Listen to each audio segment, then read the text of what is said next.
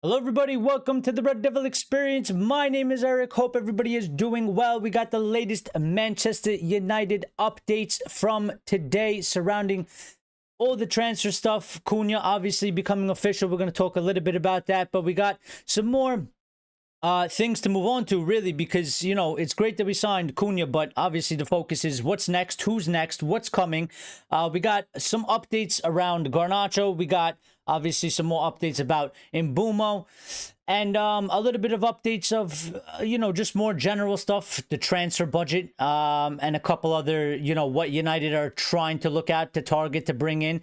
There's been one or two small updates about Šeško. Bruno transfer saga with Saudi Arabia continues to go on, and we're going to discuss that as well because some news has been coming out about that. Interestingly enough, a little bit of news about Qatar coming back out into play, so we'll touch on that as well.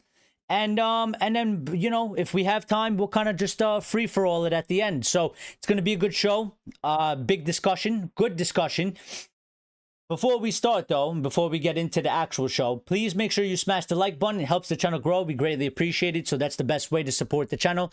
We thank you and appreciate you for doing that. Also, we hit our goal of 3,000 subscribers on the last show. We're now going for 3,500. So if you're new and you enjoyed the content, make sure you subscribe and make sure you hit the notification bell icon so you stay up to date and you never miss a live and you hear from the very beginning of the show.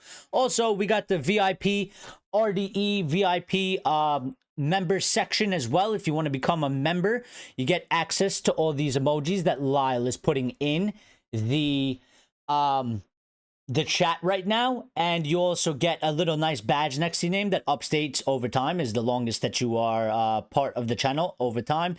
I think it goes per month, and then it goes a little bit higher than that every 6, 9, or 12 months, whatever it is, something like that. So but yeah, shout out Lyle.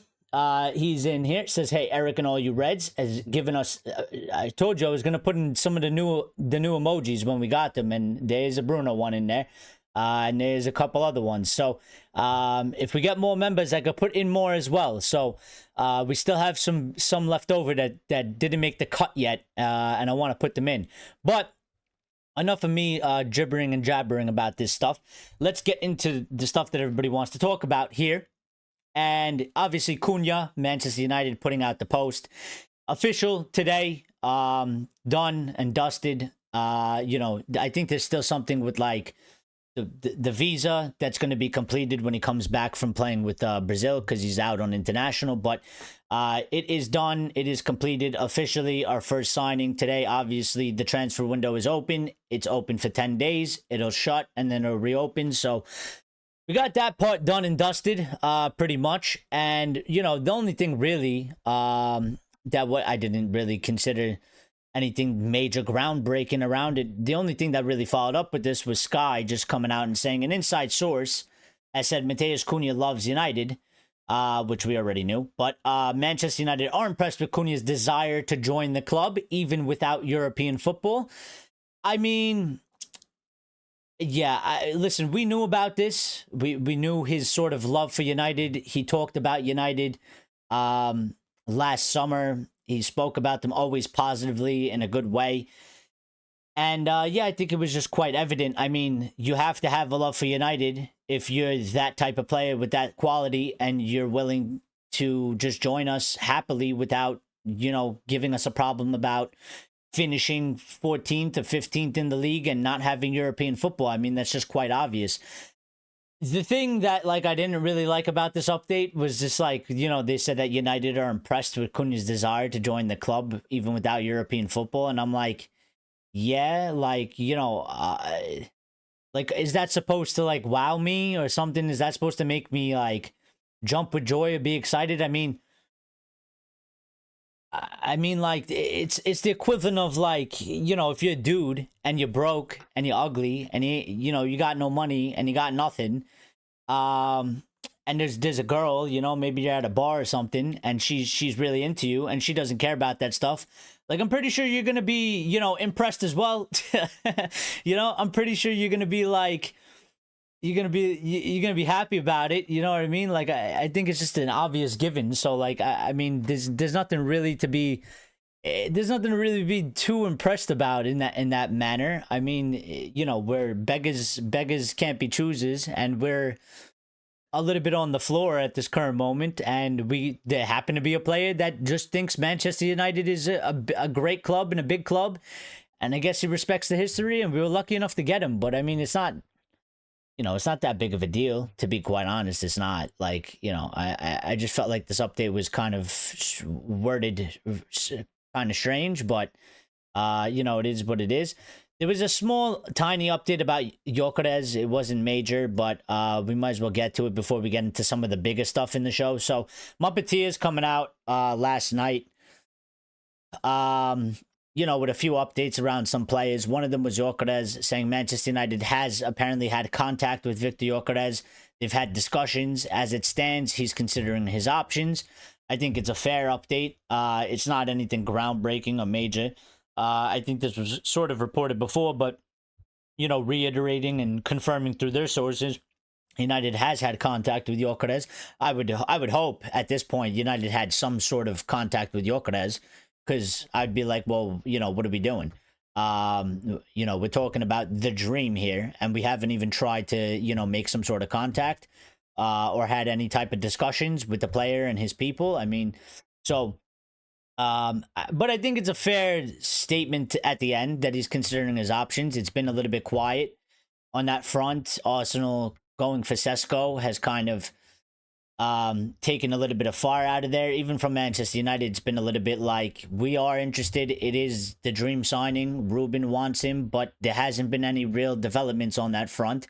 And I think it's probably because, you know, that last sentence is...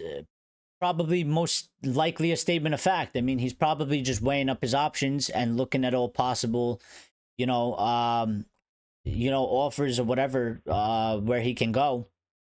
And that's probably why it's a little bit quiet, because there isn't any movement on anybody else's part, and there isn't any movement on his part. So there's nothing really to report. So we just got to kind of wait and see. I mean, well, you know, all the United fans are holding out hope that somehow we, you know, are able to pull this off somehow, some way.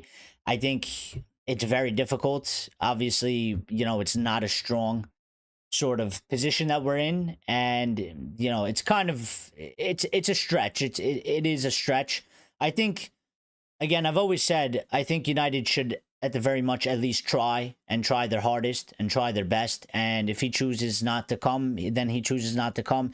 And, you know, there's nothing we can do about it after that point. At least we tried to do everything we could, you know, instead of just, you know, maybe not even trying, because he is there. I think the price for him is absolutely fantastic. I think he's exactly what we need. Experienced goal machine. I don't care if it's in the Portuguese league. He's been doing it in the Champions League against, you know, top teams in there as well. The goal record speaks for himself, his ability. Even the technique. I mean, it doesn't matter, you know, about the league. His technique in holding up play, his strength, he has speed. I just think that he is exactly what we need, and I think he would do wonders in the Premier League. Now, people have arguments against that, and a lot of people are using the fact that Arsenal are going for Šeško instead of Gyökeres, and they look at that and they say, well, you know, if he was that good, why are there not many teams that are looking to get him? I mean, it is a good point, but you know, my opinion is that he is the perfect player for us. Brighton Nayambayo says, how far Bruno transfer news? Well, we will get to that, so give me a little bit. It's a little bit deeper in the show, but I'll give you a little taste, I guess. As of right now, again, it's still no decision has actually been made from United's standpoint or Bruno's standpoint. It's still open. There's a little bit of back and forth, contradictory in the reports. So, you know, it's still something that's there. It's probably going to be there probably till the end of the week, because that's when he has supposed deadline that he has to make a decision. And we're probably going to run through the rest of the week with this sort of updates and this sort of stories and stuff like that. So, but we'll get into the more details a little bit later into the show. We got some other things that we need to cover first. Temeskin says, United want Gyökeres, Mbeumo, Mbeumo, Danny Munoz, Ederson, Emi Martinez to United is better for next season, please. There you go. I love it. He always changes it. If you guys don't know Temeskin, he comes in here every show and he just tells us exactly who he wants. He keeps a few players, he changes a few players. But I love it. I love it. It's always good. I like it. It's funny. But yeah, you know what? And to be fair to you, Temeskin, it's a shorter list than sometimes you have made previously. And I think actually, you know what, with that amount of players, you know, it could be something that we can do. It's interesting to think about, you know, Emi Martinez. I mean, the goalkeeping situation is one that, you know, we haven't gotten an update since last time about it. And there's probably reasons for that because of the updates that we got today. So we're going to get into that real quick. But here's one of the things, again, from the Muppeteers, kind of giving us an update, saying Manchester United could likely get done one more major signing with any money, without, I think they meant to say without any money from Alvaro, Fernandes, and Sancho deals. Again, the aggregators, when you put in these posts, man, make sure you're writing things out because you confuse people.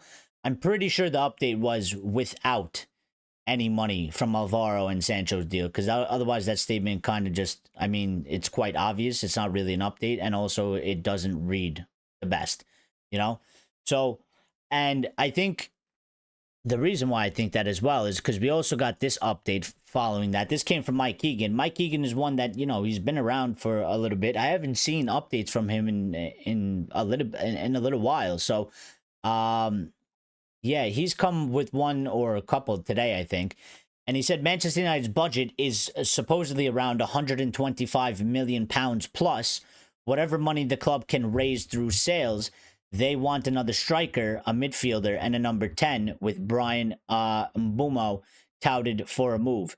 Also, you know, we had a little bit a little joke in the Discord because they wrote "and no 10." So a couple of us in the Discord were thinking, you know, that we're not going for a 10 anymore, that we just want a striker in the midfield. And I was like, I think they meant that a number 10, but because the way it's written, I mean, some people could misread it as note and no 10, you know what I mean? So, but no, I'm pretty sure Keegan here was saying we are looking for a striker, a midfielder, and a number 10. And this is probably why the goalkeeping situation is kind of quiet and is taking a bit of a back seat, because, well, they say another striker, and I mean, I guess another striker in terms of in addition to Rasmus. I mean, we haven't gotten a striker. I mean, you can count Cunha as a striker, but I think everybody's counting Cunha as a 10. Many people want the midfielder. They've been asking about the midfielder. They think we do need another midfielder, and, you know, I agree. And then, obviously, the other number 10 story has been one since basically we signed Cunha, pretty much since we got to Here We Go, maybe a little bit before. So, and Bryan Mbuemo has been the one that has been the most heavily linked and most heavily talked about since that time. And he's one that continues to be talked about in that way as well. I think I put the same thing twice in here, so I did. Temeskin says United want Gyökeres and Mbeumo, Pedro Gonçalves, Danny Munoz, Danny Munoz money to United is better for next season. He's giving us 2-in-1 show again. He's giving us 2-in-1 show again. Two different lists. Are you happy with either one, Temeskin? Is that what you're saying? If we go either route, you would be happy with that, or are you changing your mind mid-show? I love it. But let's go and let's move quickly to Mbeumo, because, you know, he's taken up a brunt of the news today and recently. So we got this from the Muppeteers once again. This came early in the day saying Bryan Mbuemo, it's not just about UCL football. Manchester United would have to present a solid project and move decisively on it before Newcastle. Well, hopefully, if we did have £125 million as the budget before any sales, then we should be able to technically do this deal, considering after the money we spent on Cunha, even though that's being paid in installments. So this season's spend for Cunha is 21 million maybe, or something like that, 20 million. So if we have 125, we should be at somewhere around 100, around there, left over. So we should be able to do an Mbeumo deal, at the very least. So, but there's more updates. There was one that came that kind of put Dibling and Mbeumo together, and this was also from the Muppeteers, saying Dibling is an alternative to Bryan Mbuemo. The price would have to be 40 to 50 million bracket. United really like him. And many people saying that they would actually prefer to get Dibling. Some people like Dibling a lot more. To me, I think Mbeumo is a good player. He's experienced. I think he actually has all the characteristics that one would fit our system, but also he's Premier League proven. He has good physicality and good speed. He has a good shot, but he's also he's got a good vision. He can make some good passes, get some good assists. I think he's decision making in those sort of areas and those situations on the pitch are good. I think when you compare him to Garnacho, it's like a bit of night and day. The guy can shoot, he will shoot, and he can score goals. But I think when he makes a decision on when to shoot and when to pass, I think it's something that Garnacho severely lacks or is missing, and we're missing it a lot in the squad. So, I mean, Dibling is a good young player. Obviously, the price has gone down because Southampton have been relegated. So, you know, I don't know if I'm too pressed about which one we get. I like Dibling too, but I probably, at this current moment in time, I'd probably say I would prefer Mbeumo. I don't know if that's the popular choice, to be quite honest, because I've heard some people talking about Dibling today and saying how they prefer Dibling and they'd rather get Dibling over Mbeumo. So, Laya says Mbeumo is a beast. He would team up so well with Cunha. Yeah, I mean, Cunha, hopefully, you know, whoever the striker is, and hopefully it would be Gyökeres. I mean, if it was Gyökeres, it'd be fantastic. But whoever we end up getting as the striker, that would help as well. And even the wing back, you know, even the wing backs, I think he would team up well with. So yeah, I mean, he is a beast. You know, he has 20 GA for Brentford. 20 plus GA. And yeah, I mean, he just, if you look at his at the very basic level, you look at his physicality mixed with the speed, even his like body type, like he's not super tall, and he looks a little bit stocky, not that stocky, but a little bit stocky, which, you know, from appearances, and this is why I guess they say you know, looks aren't everything or whatever. You wouldn't think he's like that quick or that fast as he actually is when he's on the ball. But actually, it plays quite well because he has a good amount of speed, but he also has a good amount of strength. So he can hold defenders off. He can, you know, battle them out 50-50 chances, or when he's dribbling. You know, so I think he has the correct characteristics that we are missing in our squad to be able to compete heavily in a Premier League season against Premier League teams, and we need more of that. So I think he does fit that bill. We also got another update. This one coming from Ed Aarons, saying Manchester United and Newcastle are thought to be Bryan Mbuemo's most likely destination. That was followed up by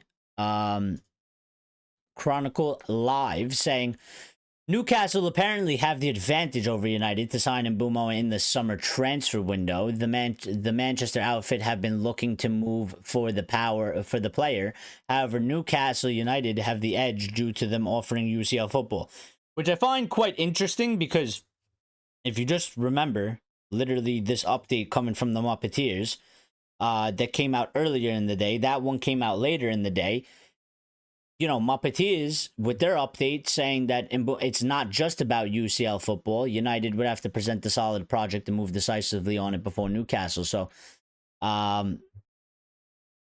you know, it kind of contradicts itself just a little bit because this update makes it seem like because Newcastle have UCL, they're like far more favorites. But, you know, the update from the Muppeteers, if United can present a good pitch and project and sell it to Mbeumo, I think we still have a good chance. We are getting a lot of live updates right now. I'm seeing the internet, so we will get to those when we finish these sources.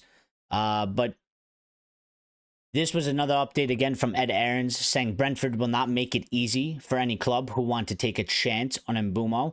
That is probably in the region of £60 million, with Manchester United and Newcastle thought to be his most likely destination. So, yeah, I mean, I think we all know Premier League player, 20 GAs, one of their better players at Brentford. Good player. It's going to cost you anywhere from 50 million plus, really. I don't think in today's day and age you're going to get anybody less than that. I think it's probably a fair price as well. And I think we should be able to have the funds available for this. If that story about the transfer budget is true, we should have the money to at least do this deal, at the very least. So, one last update about Mbeumo. And this came from Fabrizio right before we went live. And he said Manchester United want to make another offensive signing to play behind the striker. Bryan Mbuemo is the player they like very much, but they face competition from Newcastle United and Arsenal. So Fabrizio coming in and letting us know that apparently Arsenal are also now interested or in the race in some way, one way or another. So, I mean, this one, you know, at one point it looked, you know, it was all just United. It was just all United are interested, and it was all United links. Newcastle entered the frame a little bit after that, and now apparently Arsenal are getting involved. So my thing is, the only thing that I come out of this is, you know, what are United waiting for? If we have that budget, why does it seem like we're just, you know, kind of sitting around and not really advancing things or trying to be sort of a killer about it and, you know, savage about it and try and be ruthless about it? Because it seems like, you know, we did the Cunha thing, and that's great, and I'm happy about that, but we have a lot more work to do, and United waited till the opening of the window to announce Cunha complete, and then it's kind of just been dry ever since. There hasn't, you know, this story hasn't changed much since it's been reported the last week, 2 weeks. There hasn't been any major sort of shift. It just is United want to make, you know, another number 10 signing, and they're very interested in Mbeumo. And that's what we've been getting for the past week, week and a half, 2 weeks. I mean, you know, so we're at a lack of, it seems like we kind of stalled. So maybe we don't have the money. It's, you know, it's a bit of one that I find weird, because it's like, if we did have the money available, why are we taking our sweet ass time? Because Liverpool already signing like 3 players, and, you know, that's how we want our club to be operating in a way. We should be sort of savage with it. We should be, you know, ruthless, and we should be moving as quickly as possible, especially if we have money available to move. You know, if we don't have money, I understand. Then, you know, we're going to stall out, and we're going to have to try and do some things. Robert Nazaya says Manchester United are slow in transfer window. They are. I mean, we've always been slow. But one of my things, Robert, is you are Ineos. You are new in terms of, you know, the amount of time compared to the previous regime. And one of the things, especially if I'm trying to like win over fans and bring positivity to the football club, if you're in tune, you would know that everybody hates that Manchester United are super slow at transfers. They hate the transfers being dragged out. They hate us taking a long time, because an efficient football club, and one that's operating to the highest level, can get things done quickly and seriously, and don't mess about, and don't do things for PR and clicks. And I just find it like, you know, it's kind of like an open goal, in my opinion. Like, and I just feel like they're kind of just, you know, they're missing an open goal to hit. Like, you should have been prepared for this. You had all season. Apparently, we have a plan, according to Omar Barada, and, you know, even Ruben, and they've been preparing for this. So if we're prepared, and we prepared for this, and we have money, or we have some type of funds available, why are we moving so slow already? You you know, because when we look across and there's a team like Liverpool who just won the Premier League and just tied us on 20, and they've already are about to make 3 major signings and huge signings, and they're getting Frimpong, they're getting Gyökeres, and they're getting Wirtz. They're getting 3 big major players. And the window just opened today, and they're already full steam ahead. And they're working on Gyökeres, and they're working on Wirtz simultaneously right now. And we've signed Cunha, and it's like we come out, and we've thrown our hands up, and we said we did it. And we're just sitting there kind of like, all right, I guess we got to kind of do something, but what do we do? And we're just taking our sweet-ass time, you know? Robert says, Mbeumo deal should be done today with Cunha. I mean, yeah, or at least at the very least, this should have advanced by now. The fact that we are still at the same sort of spot that we were a week or 2 ago with this, and there hasn't been any significant movement, is a worry, because why be taking to, why be getting fed news for 2 weeks that we're interested in Mbeumo? We knew about this 2 weeks ago. When Cunha was pretty much, confirmed that he was going to sign, and this hasn't moved. And then Newcastle stepped in, and now apparently Arsenal have stepped in too. The longer we take, the harder it'll be. And again, we're already not in a good position. I think we need to be trying to move as fast as possible. We need to be trying to do the most that we can possibly do. And I just kind of feel like at the current moment, I don't know what's going on behind the scenes at the club, and I don't know what their actual issue is, but it just seems like they're not doing that yet. Or already they've started off, but they're not really doing it.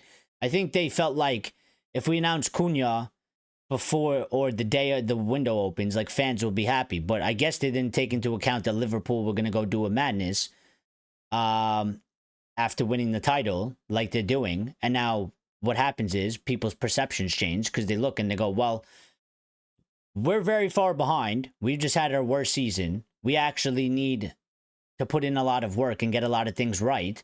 Liverpool have just won the league, and look at them sign these players. And look what we're doing.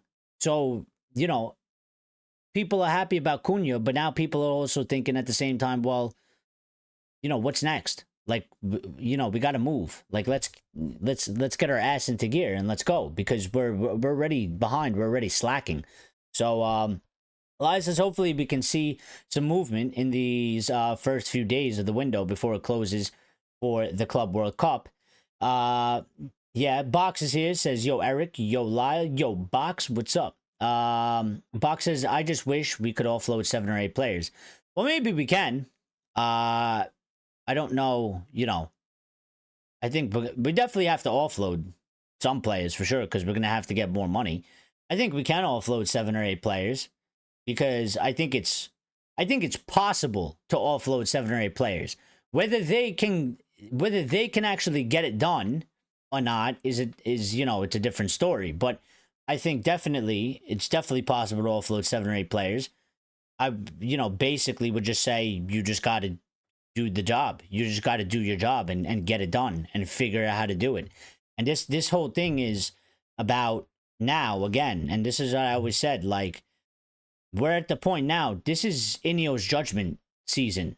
This is Ineos and Omar and Jason Wilcox and Vivel and all these guys. This is their judgment period, because we're going to see exactly how good they are at their job.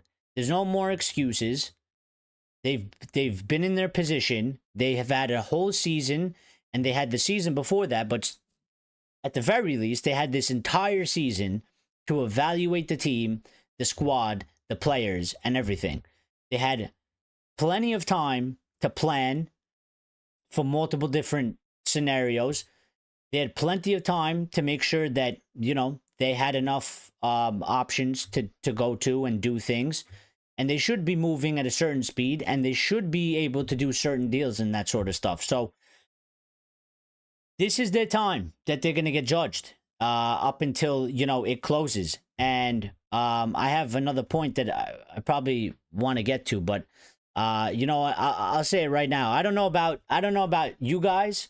I don't know if you guys feel the way I did, but you know, we all watched the Champions League final yesterday. By the way, I got it. You know, I told you when I get things wrong, I hold up my hand. Got it wrong. I said I've been saying for weeks that Inter Milan was going to win the thing, and they got absolutely just exposed, destroyed, and embarrassed.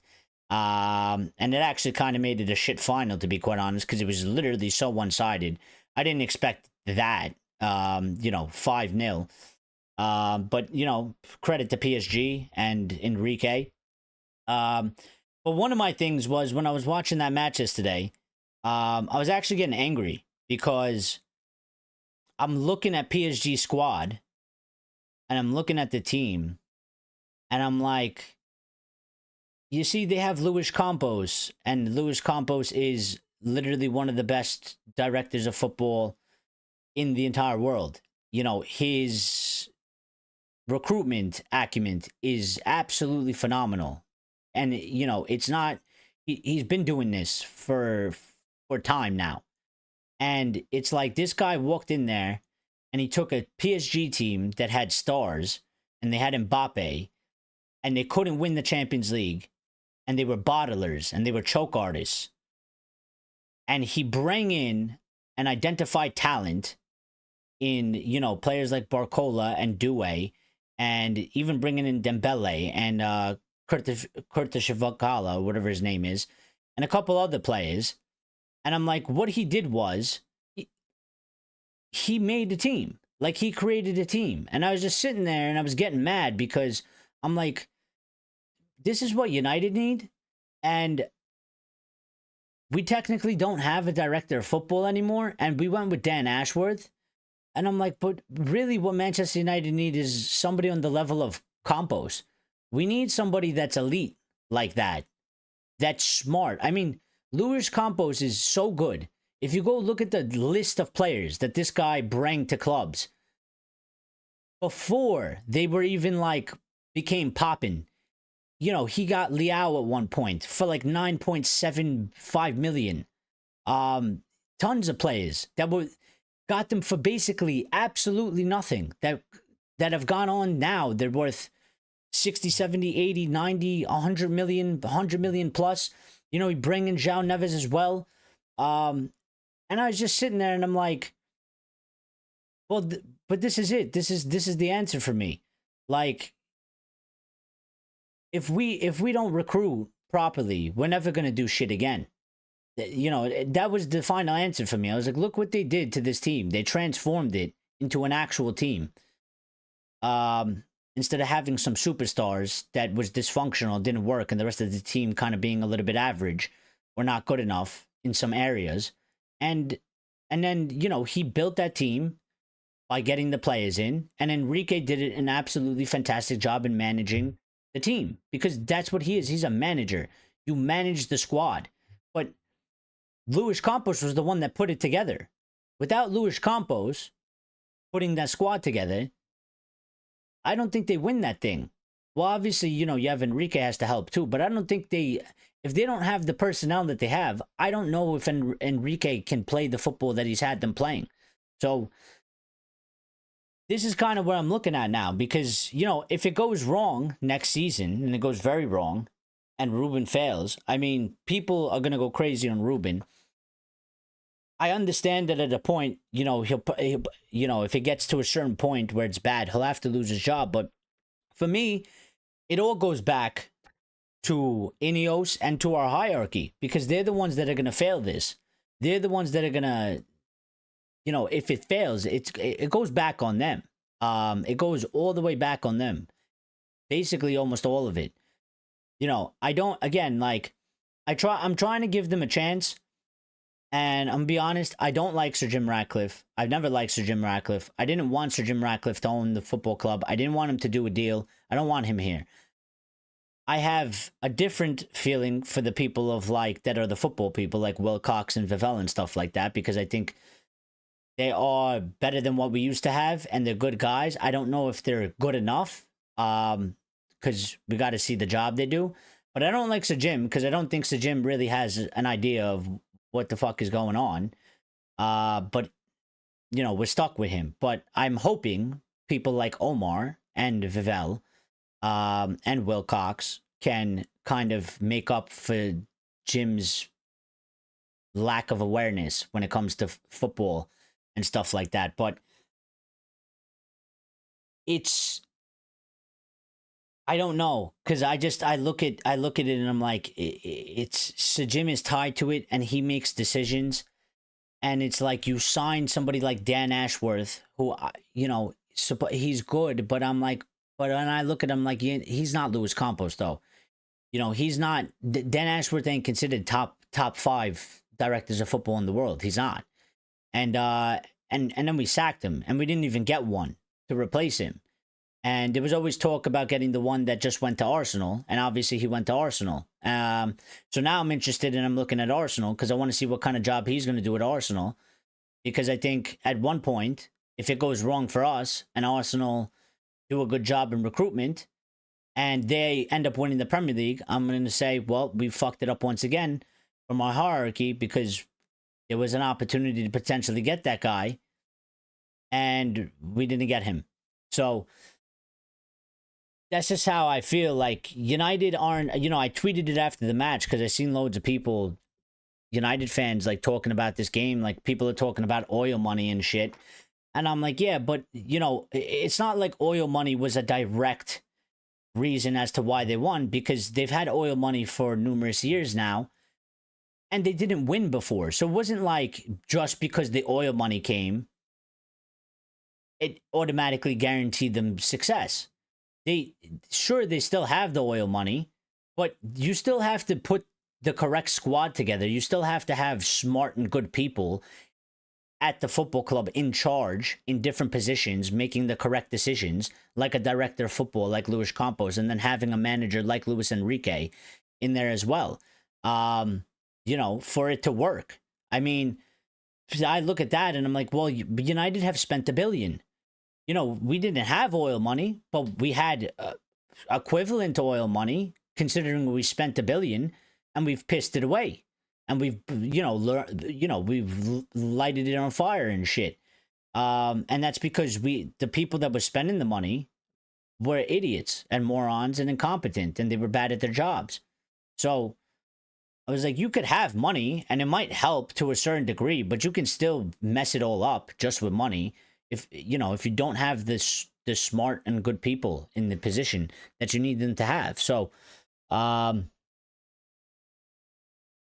are already gone, says Live, to the offloaded players. Yeah, but those don't count because they're going, right. We don't really count those. I know you're joking, but we don't really count those. I mean, this is actually taking a player that's not out of contract, that shouldn't be here or doesn't need to be here anymore, and actually getting them out. 7 or 8 of those guys. Mark Akumu says, I don't know why Man United is always very slow when it comes to transfers.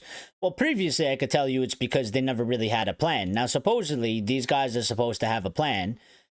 Maybe they don't have a plan either, or maybe they're just idiots, or maybe they're just, incompetent at their job. But, I mean, that stuff will always come to light, and that stuff will always be exposed, because after a certain period of time, it becomes quite obvious what is going on, especially after decisions are made and how things transpire. Before Ineos, I mean, again, we had a banker, we had a rugby fan as a CEO and stuff like that. I mean, they didn't have a clue what they were doing, and they never had plans. They never had extensive plans. So if something didn't go to plan, they didn't have backup plans. So we always took very long, because they would then have to figure out something to do after their original plan fell apart, which would take weeks to try and figure out. And it's rushed, which also leads to mistakes. My thing is, Ineos shouldn't be doing these things. They should be well aware of this.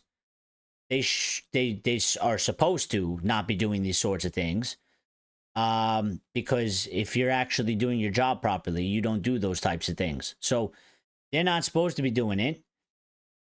They've presented themselves like they're not going to do it.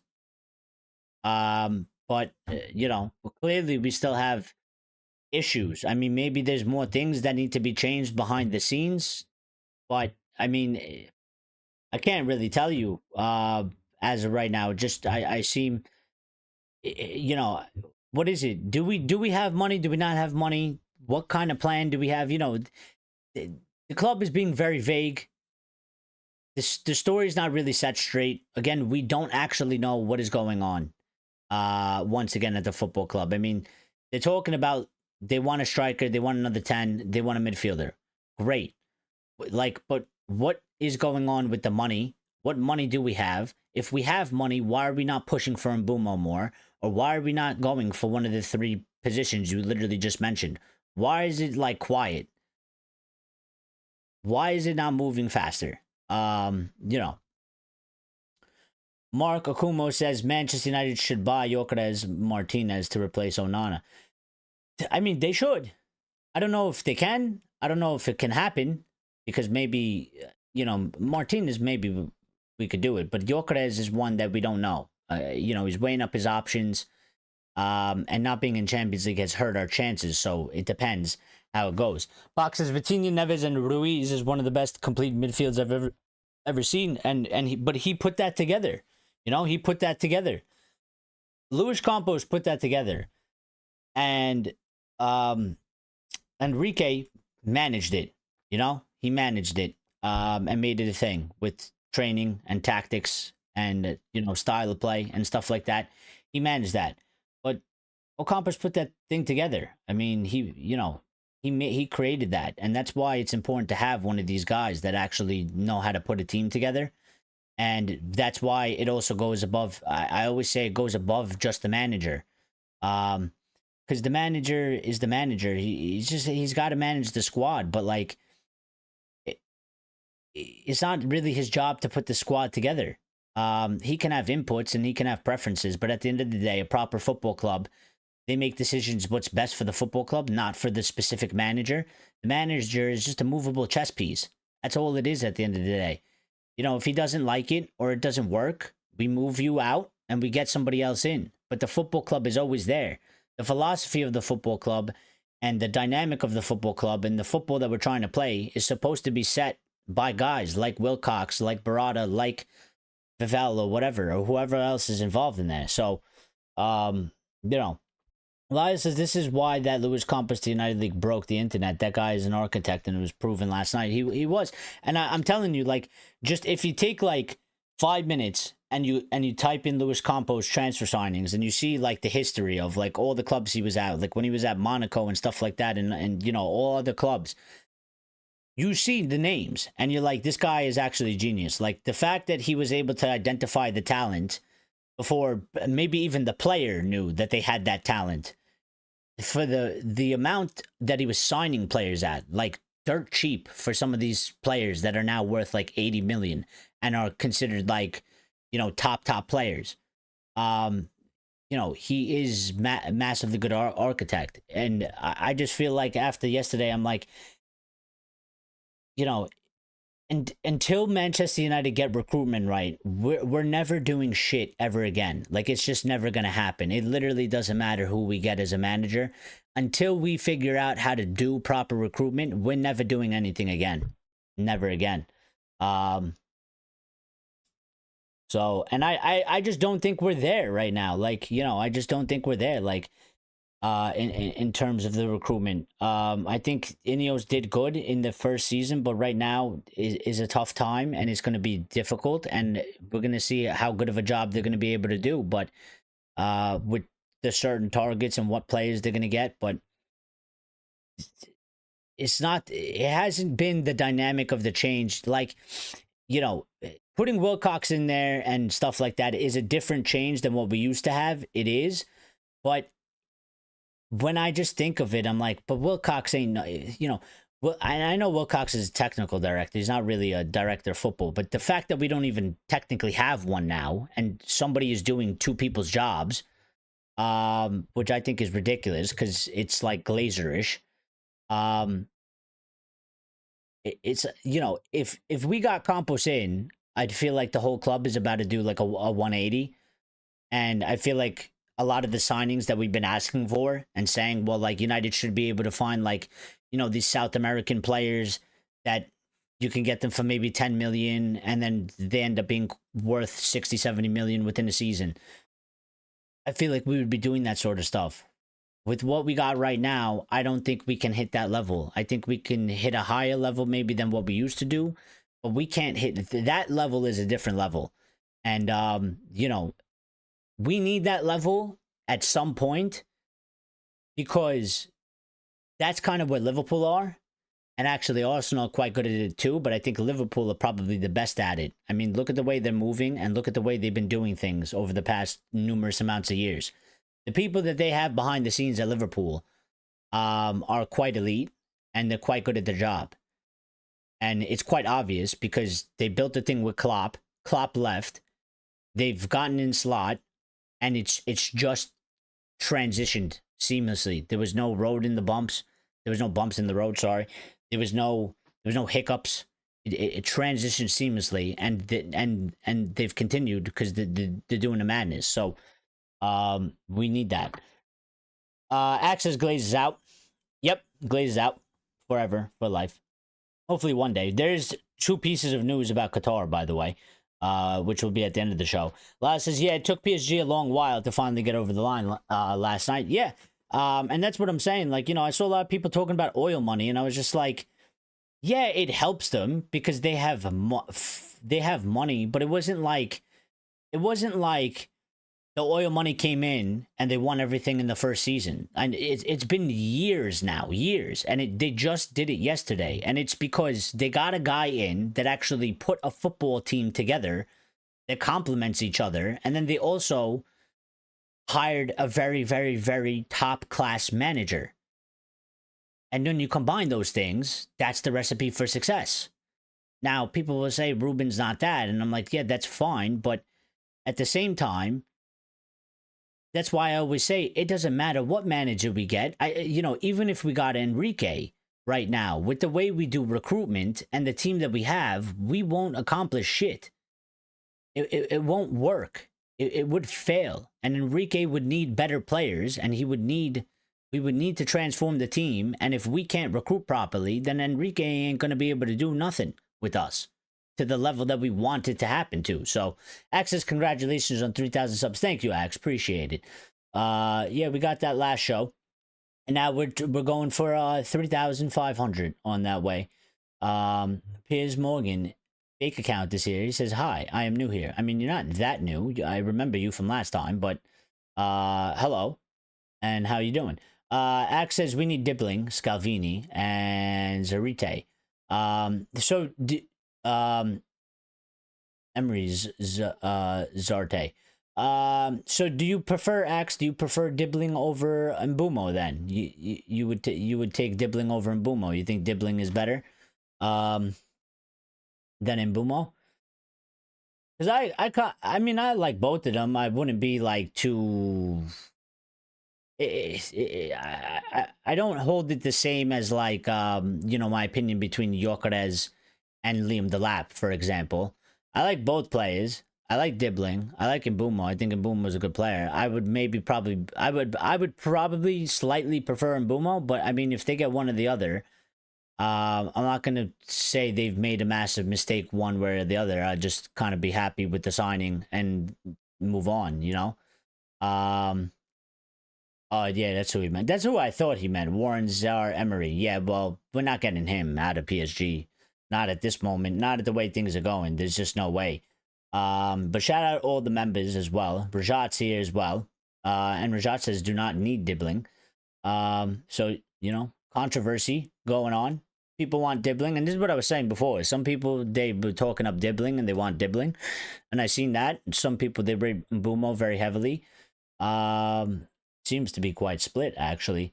But yeah, Warren Zaire-Emery, yeah, we're not getting him out of there, that's for sure. There's no way.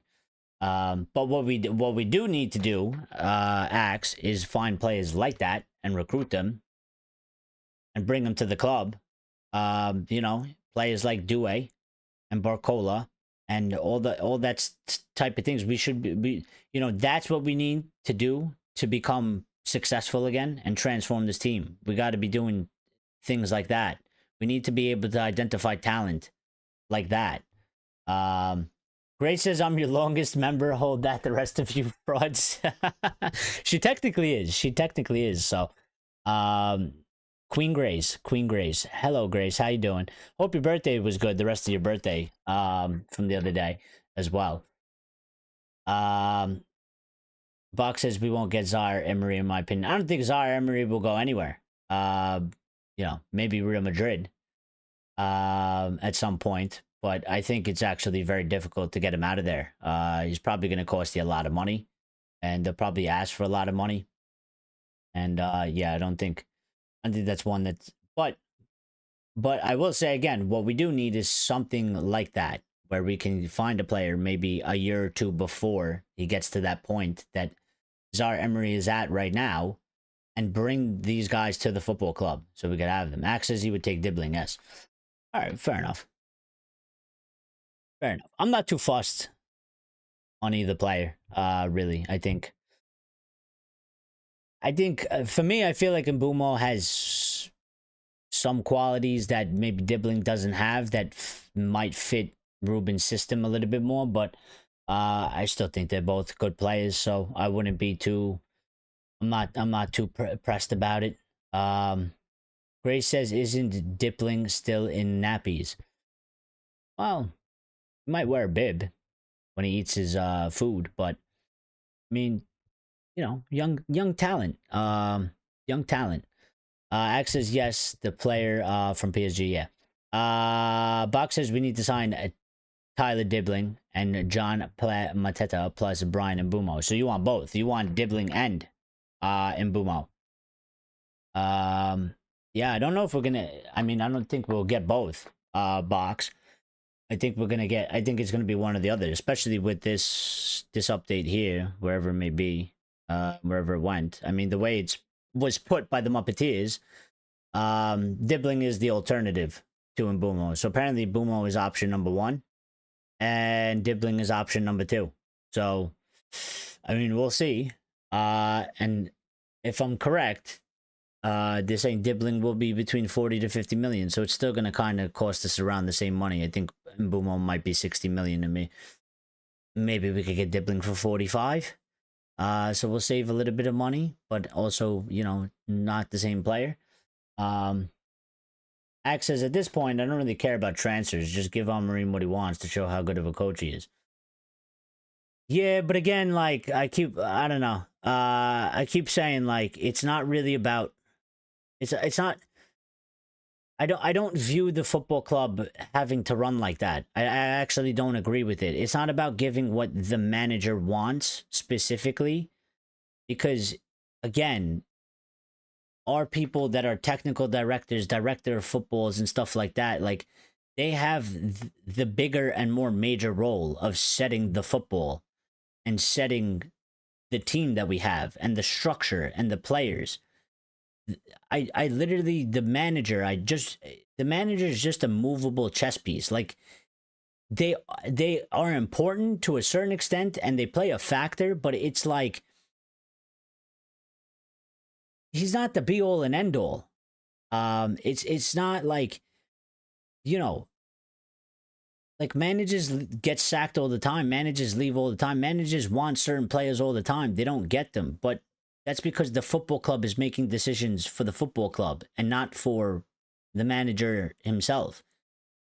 And I don't agree with that. I actually don't think Ineos should necessarily be... They shouldn't be ignoring Ruben, and they should be trying to work with him, but they shouldn't be giving him every single thing he wants, because I actually think that's not the proper way to run the football club. Because I feel like that's what we did in the past, and that doesn't work. You know, it happens at City where, like, Pep, you know, he puts his 2 cents on the players, but they do most of the work, and they know exactly what they're scouting for, and they know exactly what they need, and they know exactly what kind of players and play styles they need. Liverpool are doing a similar thing, and Campos is doing it at PSG. I don't agree with give Ruben exactly what he wants. That's not what I want. What I'm saying is, Ineos have made this decision to go with Ruben. Therefore, Ineos must be setting what the football is. And if this is the football that they want, then we should be buying players that Ruben can use, but also they should be players that if another manager has to come in, they got to be usable and they got to be able to play then more than just one formation and one type of style of play. Because if you get in another manager and it's slightly different, you know, in certain aspects, we're just doing the same thing that we did previously, and it's never gonna work. You know, if we do the same thing, if we're doing the same thing now that we did previously, slightly different with like different optics, it's not gonna work. The whole thing is gonna fail. The whole thing is gonna fail. It's not gonna work.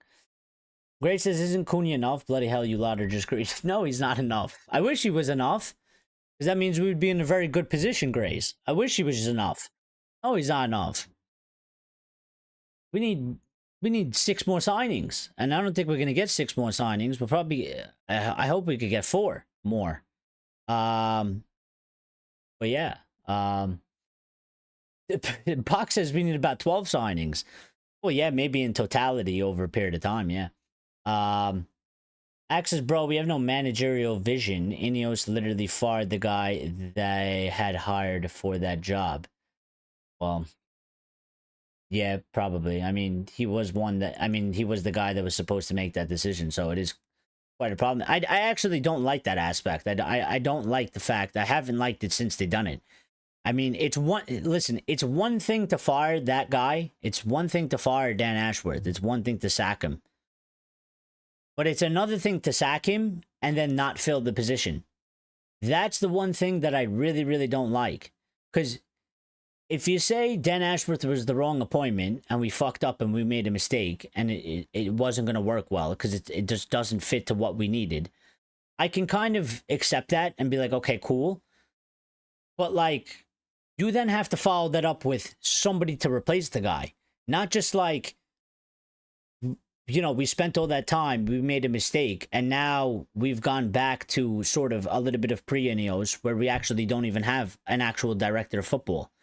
And, you know, some people might argue and say, well, Vivell is gonna, you know, put in a helping hand. I'm like, but Vivell is not officially director of football. So what's happening is Wilcox and Vivell have taken a job of somebody else and it's been split in half and they've gotten the responsibilities. So they're doing 1.5 jobs right now each. And that shit don't work either. Like, and this is my thing about Ineos, like that I would say, it's not, again, it doesn't necessarily go to Omar. It doesn't necessarily go to Wilcox, or it doesn't necessarily go to Vivell or anybody else there. It mainly goes back to Sir Jim Ratcliffe. And if Sir Jim Ratcliffe thinks that you can cheap out and be successful in certain areas, I get trying to save money and I get trying to fix the cash flow and losing money every, you know, year for 4 years straight. I get that. And there's probably, you know, there's probably been a lot of mismanagement and waste behind the scenes. I get that.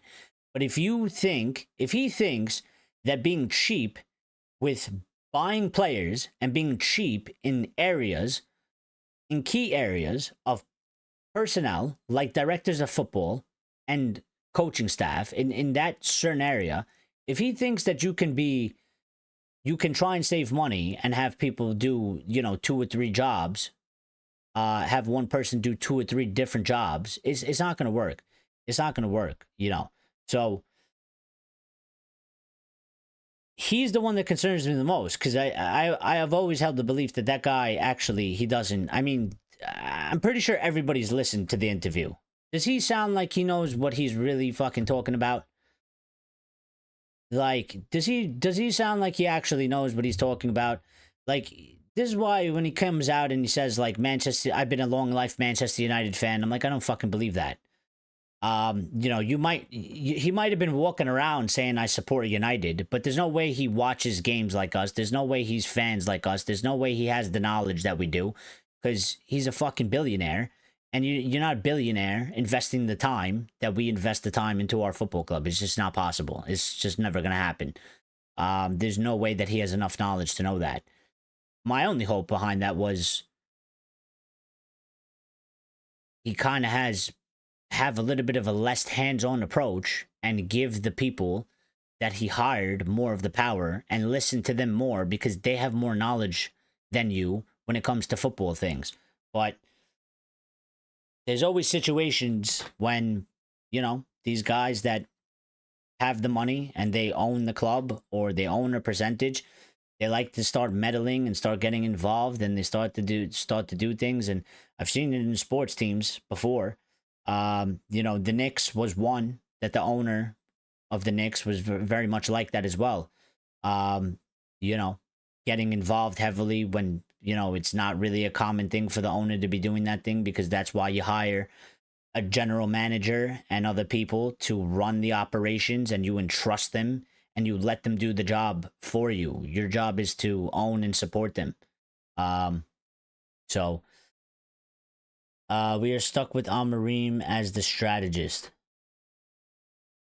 But I don't know if he's solely the strategist though, because I think Vivell and Wilcox have taken over that role. So I think Wilcox and Vivell, with input from Amorim, are the ones that are strategizing. But again, I would still say, even the fact if Amorim is getting input in, the point of the hierarchy is that Vivell and Wilcox, even though I don't like the setup, they're the ones that they should hold technically more power, and they should be able to do things that maybe Amorim doesn't necessarily want, but course of action should be taken for the best interest of the club. But then my other concern is, I think Vivell is probably very good. My one concern is maybe Wilcox as to how good he is. I think he's good, but there's levels to it. And again, now, maybe I'm being jealous or greedy or whatever you want to call it, but I can't get out of my head. I keep picturing Wilcox in a side-by-side comparison to Luis Campos, and I'm just like, it's two different levels. One's a fucking Lamborghini, and the other one is just like, a $60,000 car. Still a good car, but it ain't no Lamborghini. It ain't no Lamborghini, and I'm just like, what I've always wanted was the eliteness of somebody like a Campos or something. And I kind of feel like, but at the end of the day, this then goes all back to Sir Jim Ratcliffe, because he's the one that has hired these guys. So ultimately, at the end of the day, everything will end up going back on him. Axe says, remember, we struggle to transfer, but don't struggle when it comes to sacking long-time employees whose cumulative salaries are way below Casemiro's. Never forget what kind of management we have. I get the sentiment, Axe, of what you're saying, but to kind of be fair, it is way easier to sack those people, So, like, there is a reason for that. It's way easier to sack long-time employees. They're on general basic salaries. I don't think they necessarily, players have like contracts, and it's a different sort of situation. I'm not saying that it's something to support or whatever. I'm just pointing out that, it is quite obviously more easier to sack long-time employees and stuff like that than to get rid of a Casemiro or a Luke Shaw or something like that, because it's going to cost you way, way, way, way, way more money to do that thing. And we can't even really afford that type of money. So it's an issue. But I've always said that, they have a chance to rectify that. They do, because they got rid of the employees, and everybody, like Axe said, lots of people were saying, what about these fucking players? And I always said, they have an opportunity for themselves, because if they do these things in the summer and they get rid of these types of players, then nobody can really complain, because they'd be like, well, listen, they made cuts behind the scenes to long-time employees, but actually also they dumped a bunch of these players and got rid of them. So they're being sort of even-handed to a certain degree. But if they don't do it, then it's not going to be it's just going to remain a bad look for them. So, Rajat says, hi, E. Hi, Rajat. And says, Cunha is not words. Man United could have one time got him. Pool is getting Ferrari. Man United is getting Hyundai. Well, yeah, but I mean, I get that part because of where we are, right? I mean, you're not. That's part of not being where we're supposed to be. I mean, Liverpool have been operated quite well over the past numerous amounts of years, and they already won a couple things along the way, and they've done quite well this season with Slot, and things look good, and they won the Prem already, so they're quite attractive. But also the people behind the scenes are quite good at their job, and they're good at identifying people. They're good at getting deals over the line. They're good at negotiations. They're good at transfers. Cunha is still a good player. He might not be Wirtz, but he's still a good player. But my thing about United is other teams can do it. They've done it already. And United can do it too, but you have to have the people to be able to do it. Like, you have to have the actual people at the football club that can actually do these things. Jean Garcia, goalkeeper going to Barcelona. Yeah, I seen that. Apparently, they've jumped the gun because they know that there's Premier League interest for him. And yeah, it seems like Boss is getting in on him and taking him off the market. So he's one that's off the list, that was kind of on the list.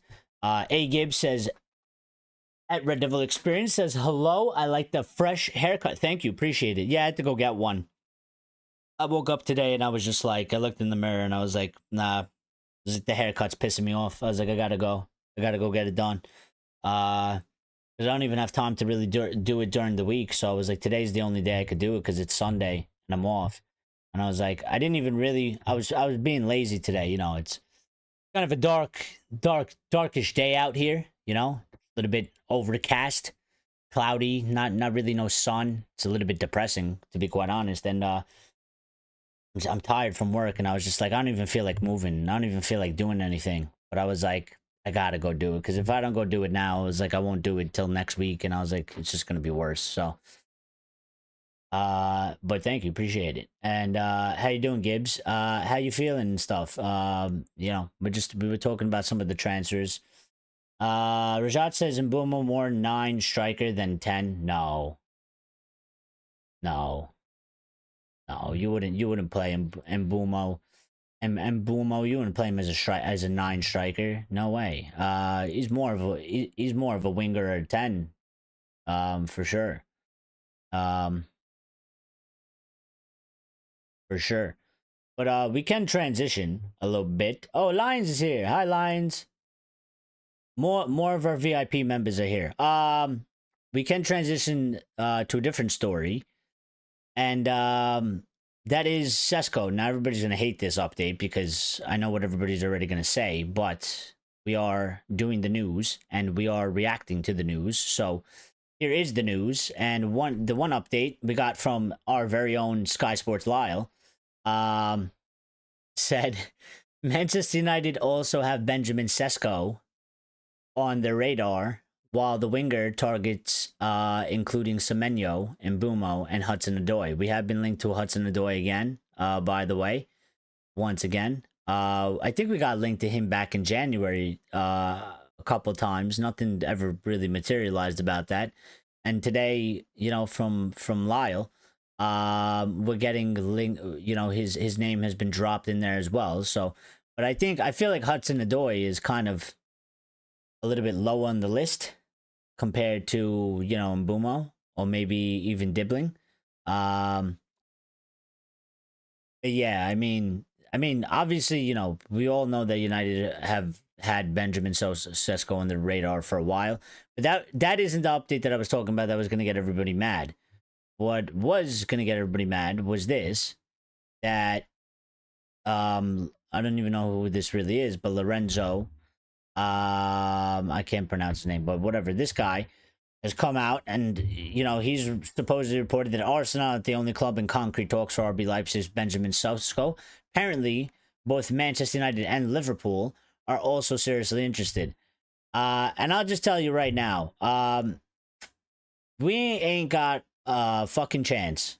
We ain't got a chance. I actually don't even think this is true. I think this is, again, one of these stories that United's name is being thrown into the mix. Especially because Arsenal already have jumped in. Could be coming from the player's agent. Could be coming from the club.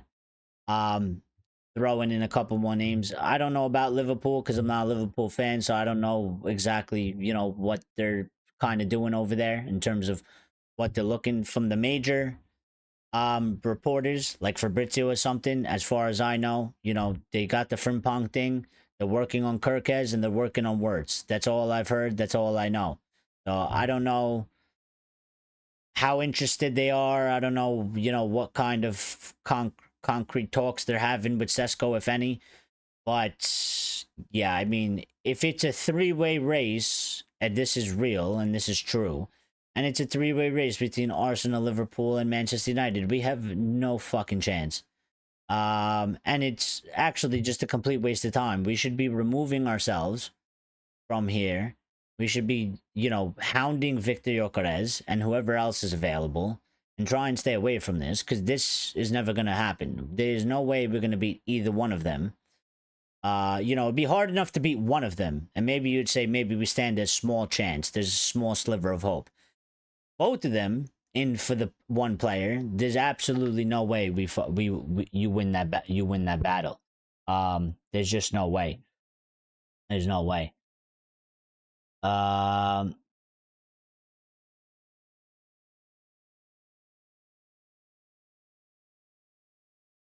Don't want the lunch lady off Leipzig. You think he's a lunch lady? Prashad says 5-0 W. What the fuck? I mean, yeah. I mean, again. I mean, good for PSG. Especially Luis Enrique, because I didn't even know like that whole thing about his daughter. That was quite sad, and actually I felt better about it because I was like, you know what? Actually, it's a good, nice, touching moment. I didn't know that whole thing about his daughter. That he lost his daughter. She was way too young. And it was a nice tribute, at least. The fans had a tifo of her as well. The PSG fans. I thought that was a nice, touching moment for them. So, good for the guy. Good for the guy. I'm gonna be quite honest. I mean, before we started this channel, I wanted Luis Enrique. Before I wanted Ten Hag. And we never went for him. So, I mean, he was manager of Spain at the time. So, it was what it was. But, yeah, kind of fucked now, isn't it? Last says, plus Šeško is pricey as hell. Leipzig wants 90 million. Again, I know that they want 90 million, but I don't think they're getting anywhere close to that. I really don't. I think they can ask for 90 million all they want, unless a bidding war transpires. Unless Liverpool and Arsenal are both dead set and super serious on this sort of thing. But I think if it's just Arsenal, that's the most serious with the most money. I don't think there's no way. I mean, he's not worth 90 million. It's quite crazy. And actually, this is a good segue because we have another update. So, we've all been talking about Garnacho. And, Garnacho's obviously, it seems like he's going to go at this point, and he's gone, and it's done, and it's pretty much over. I mean, he put up a post yesterday when they landed with the plane, or either they landed with the plane or he was taking off and going somewhere. And he wrote, finally. And then he put, a laughing face emoji and a Palm Beach tree and some other emoji. And I was like, I mean, we kind of sympathize with you in a way because we understand that it was like none of us really liked the team going to Asia to play 2 games after the shit season. But also, like, I'm like, dude, it does come off quite, it comes across quite not right in terms of, like, I looked at that and I kind of felt some type of way about that. I'm like, dude, we do sympathize with the players in that aspect of going to do that, 8 million pimp out that we did.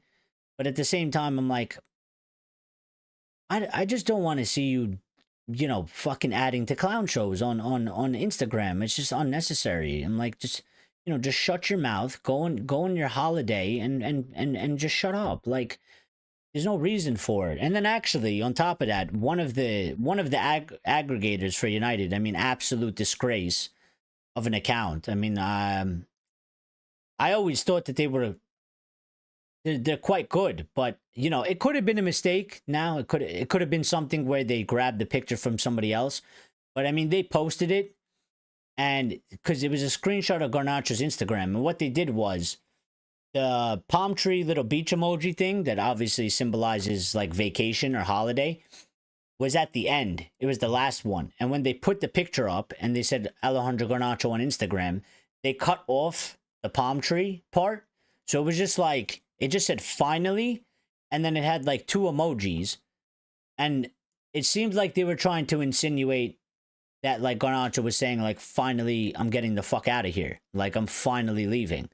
And they were getting called out for that. So I don't know if they did it on purpose or it was an accident, but I was just like, this is like, I was like, dude, if they actually took the picture and cropped it so that there's no beach emoji, so it makes it look like Garnacho was saying, I'm finally getting the fuck out of here. I'm like, you're just a disgrace yourself. Like, you know, you have a huge account, a huge following of United fans, and you're doing things like that and abusing your responsibility. So I hope it was just a mistake that they grabbed the picture from somebody else that maybe, you know, cropped it and they threw it up and they didn't even realize, but it just fucking, you know, it's just stupid. It's just stupid. Steph says, huge congratulations on 3K subscribers, Eric. Thank you very much, Steph. You're part of that, and so is everybody else. So big up to all of you as well, and congratulations to the rest of you as well, because you guys make that happen. You know, you've been here supporting the channel and helping it grow, and you know, always here smashing the like button, always keeping the conversation going. So you know, it's not just me. You know, we've gotten 3,000 subscribers, so thank you. Appreciate it. Gibbs says Erik ten Hag signs for Leverkusen and brings in Flecken, a Dutch player. Guys, lost cause. Well, I did see that supposedly he might want Onana and he might want Anthony. So, you know, Eric, do us a favor and, you know, take him, please. Take him to Leverkusen. You know, help us out.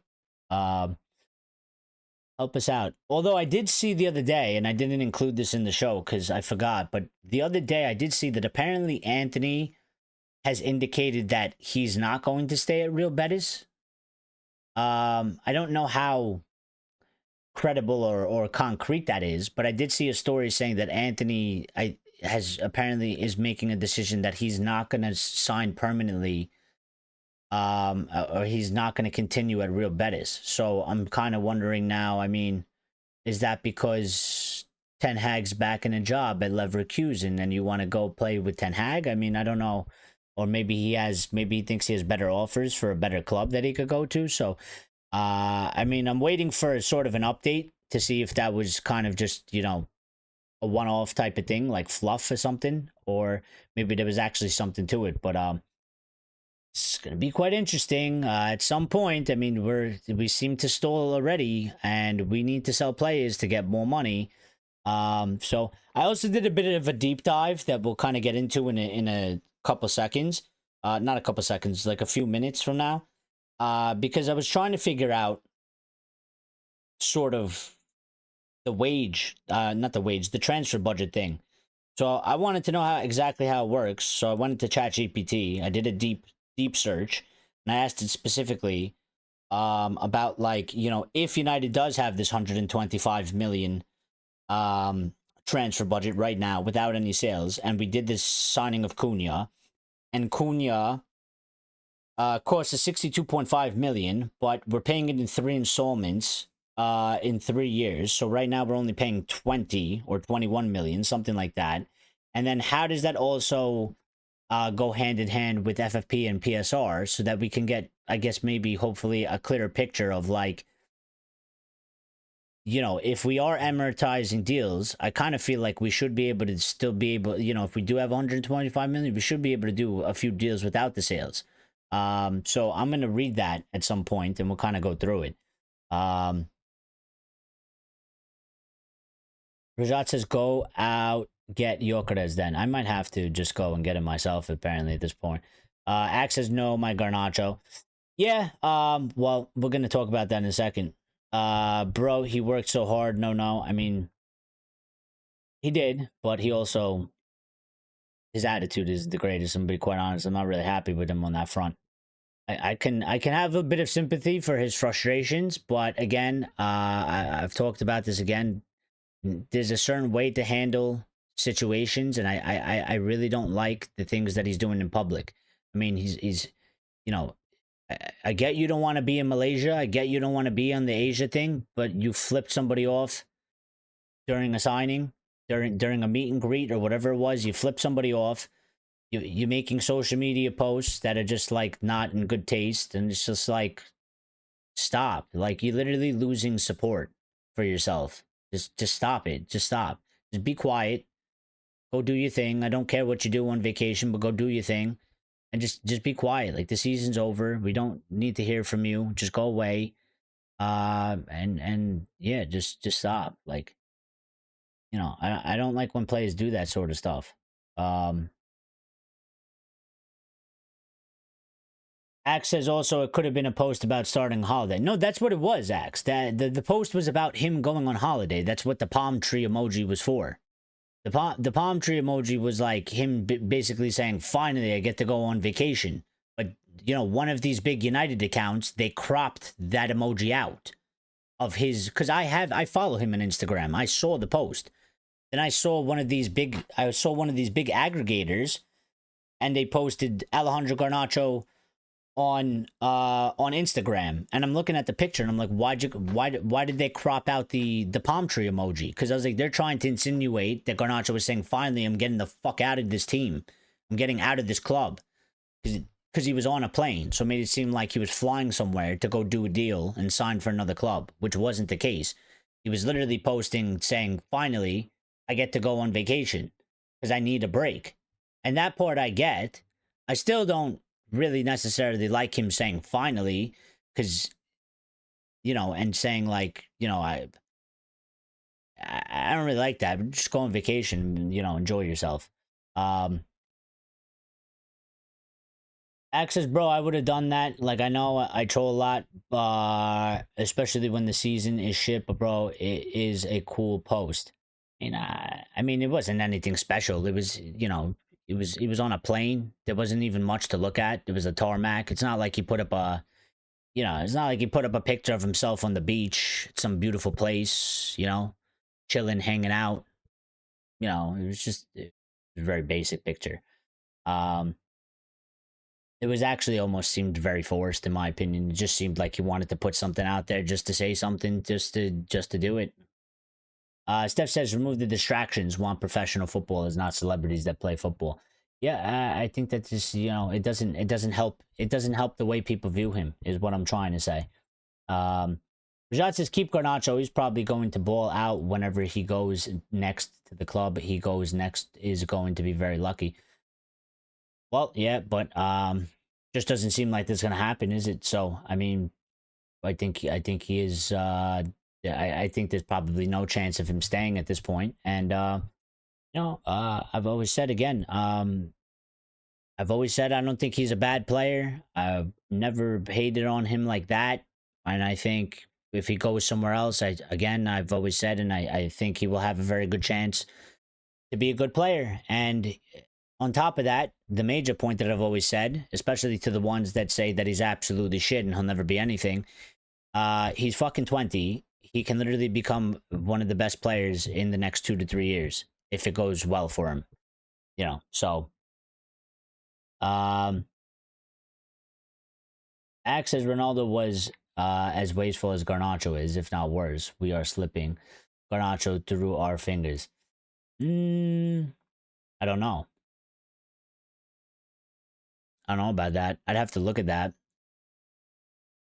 because he could be just as wasteful, but I think maybe then you could say Ronaldo was more impactful. So it could, maybe he was just as wasteful, maybe he was more wasteful. But if Ronaldo was having bigger impact, and that's what I keep saying. I mean, there's only a certain amount of players that a player can have a certain problem, but if you make it, if you're making things happen, then you can't really, the problems get overlooked. I still find the hate for Garnacho quite weird in terms of like performance or ability, because I don't really know, what I know there's certain times that he could have done better in certain situations and stuff like that. And obviously I feel like, he does have to be less selfish and make better decisions. But to a more basic level, I mean, the guy still had 20 GA in our worst ever fucking season, and he actually improved his GA from the previous season. So I don't really get these people that they look at Garnacho and say he's absolutely shit and he's never going to amount to anything. Like, I don't agree with that statement. I don't. I think it's weird. Rajat says, will you do a mod giveaway? I mean, it's a good idea. It's a good idea. Maybe we will. I got to give it some thought as to what the giveaway would be and stuff like that. But yeah, why not? I'm open to that. I'm always open to a lot of things. So, Lion says the clubs should ban social media for personal use and allow them to use it for their endorsements and shit. Yeah, I kind of feel like they shouldn't necessarily have. They shouldn't necessarily be allowed to be putting up posts themselves. Like, you're not going to stop them from, I guess, accessing the internet or social media, right? But there should be some sort of a repercussion if you do ban it, in terms of, like, for example, if Garnacho goes into his Instagram and puts up an Instagram post, and the people that United hired as handlers for this stuff didn't put it up, and they're like, yeah, so obviously, clearly you did it. So you're getting, fined or whatever. Something happens to you in a certain way. Because also you can tell, you know what I mean? You can tell there's players in our squad that they do have social media accounts, but you can tell who actually uses it, like the player themselves, and which one is more of just like, there's a handler or some sort of a PR team kind of doing it. Like, I feel like Cass is kind of one. Like, Cass, I don't think is, compare Cass to Garnacho, and obviously there's the age difference there, of course, so that's obviously the big one. But Cass puts up posts, but they seem very like professionally tailored. They're very just standard social media business type posts, like, next match sort of things. But then Garnacho obviously has a history with things on social media, liking posts. When Eric Ten Hag was here, he was liking posts about, people talking shit about Ten Hag or stuff like that, or retweeting a post. And, he posts stuff like, obviously, him on the plane and stuff like that. So, like, you can tell that you can tell some of the players, you can tell, like, they actually use it quite a lot themselves. And the other players, they kind of just, it's kind of just used as like a business sort of thing, like you're saying, Line. So I think maybe, I don't know how you come up or necessarily go about it. There's probably a good plan in there somewhere, but something along the lines of, like, you guys are not allowed to personally make posts on your social media accounts. If you want to do a post personally, you have to run it by us, and we got to accept it. And if you do it, then there's some sort of repercussions for that, whether that's a fine or whatever. You get dropped from the team. I don't know what it is. I don't know what the right sort of punishment, I guess, would be, but that would be for them to figure it out. But yeah. Axe says that is like so 1890s. I mean, it's not really 1890s. Didn't have technology like that, but Yeah, I mean, they're still going to access the internet and stuff, but I just think that, like, there should be something about, like, going out and making sort of social media posts. Maybe it should be a little bit more controlled. Maybe. Maybe. Did CR7 publicly talk bad about Sir Alex Ferguson? No, he wouldn't. No. And he did do it about Eric Ten Hag. And he did do it in an interview. He did talk bad about the club, but not in that way. It was really about the Glazers and stuff and how they let everything decay, which we obviously all supported him for that part at the very least. So,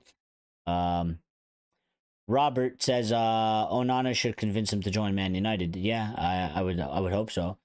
Or Ten Hag should convince Onana to join Leverkusen. How about that? X says talk bad about Sir Alex Ferguson. They had a great relationship because of Sir Alex Ferguson. See the difference? Also, social media was in its infancy then. Well, that is true. I mean, it was very early days. But not that Ferguson would allow you to do that sort of shit anyway. You know, I'm going to be quite honest. You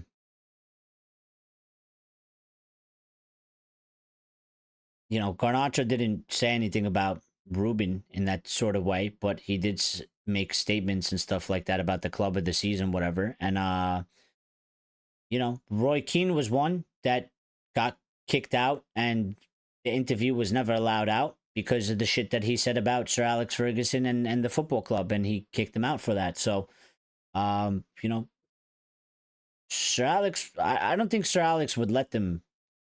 He wouldn't let them make these social media posts. There's no way. I mean, if Garnacho was doing what he has been doing now, and he did it on the Fergie, he would be getting dropped from the team for sure. There's no way Fergie would allow that to happen.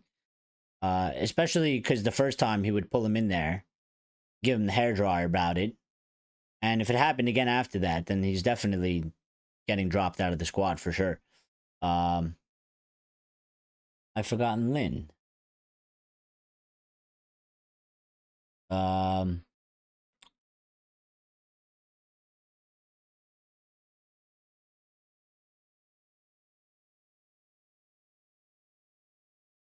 Line says, I have not forgotten. I remember screaming at the TV for him to pass the ball, but that only lasted for one season. Yeah.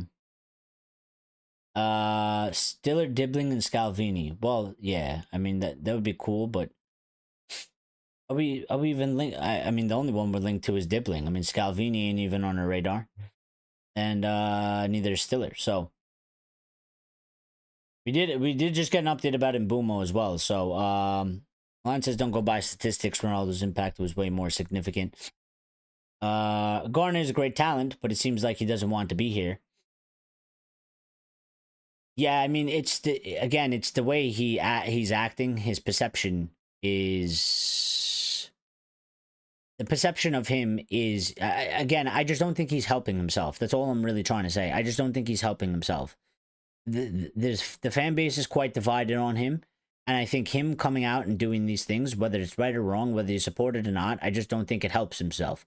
I think the best thing for him to do is to just go away, be quiet, stop doing these weird things on social media or making these public comments, and just let things happen. Just, you know.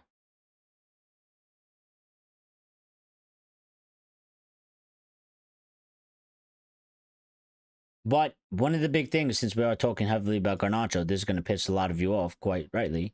Well, it's going to piss all of you off, pretty much.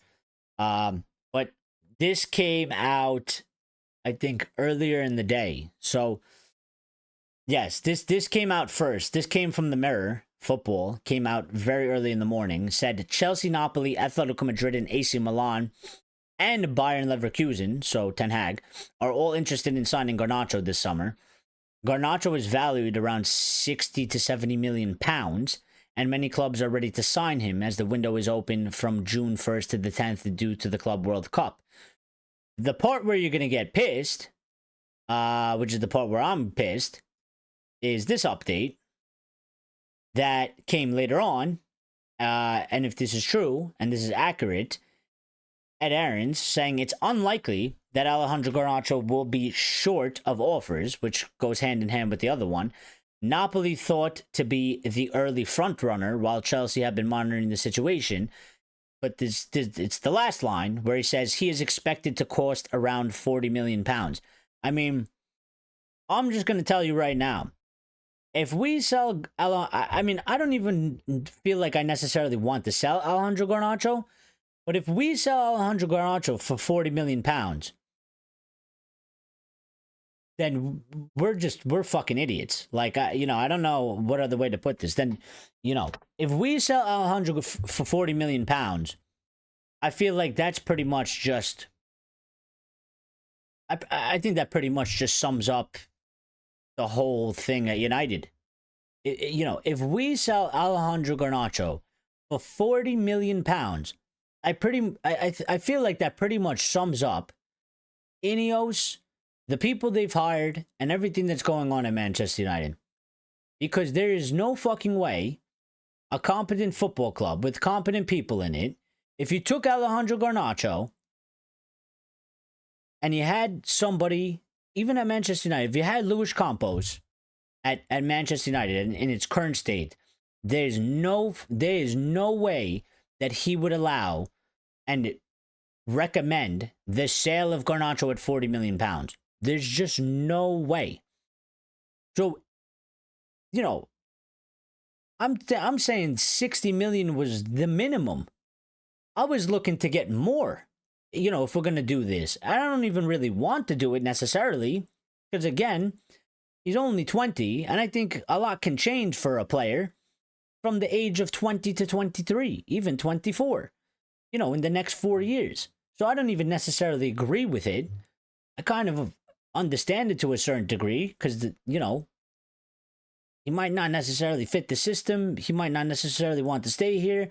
We've lost the Europa League. Players are going to have to go. We got to get money in. It is what it is at this point.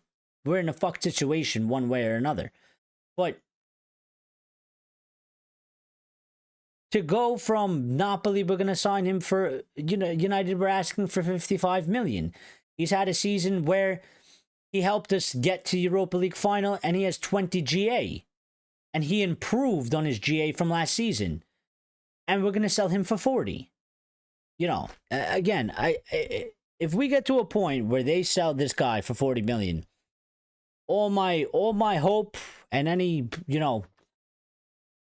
hope that I have for these guys that they're going to actually get these things right and actually do a good job is all out the window. Because there's no way that you have people at the football club that are competent at their jobs and that are going to be successful take a player like this and get rid of him for 40 million. It just doesn't happen. So this deal by itself, if we don't get 60 million or higher for it, then we don't have competent people and we're not going to have a proper project put together, and it's just not going to fucking work.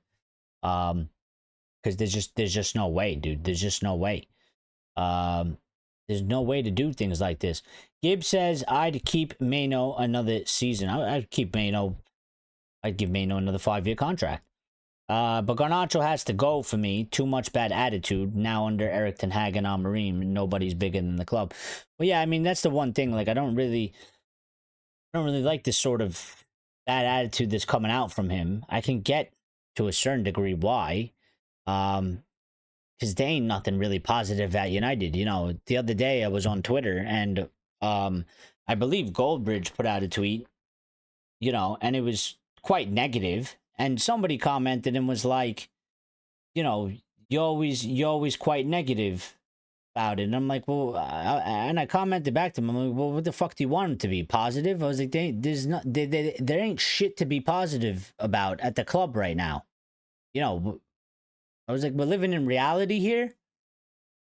What's positive about what just happened this season?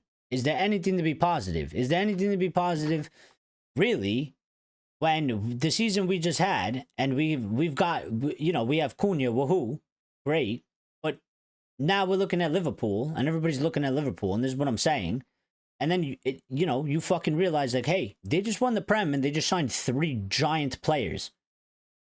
And we just had our worst season, and we have people dillying-dallying, and we don't know what the fuck we're doing anymore. So, but I thought it was quite funny, because I was like, I don't know, what do you want from the guy? You want him to you know, just pretend like everything isn't fucked up and just be like, yeah, we're, you know, everything's fine. We're all good. Happy days, you know, happy days. You know, I was just like, you know, what is this guy on?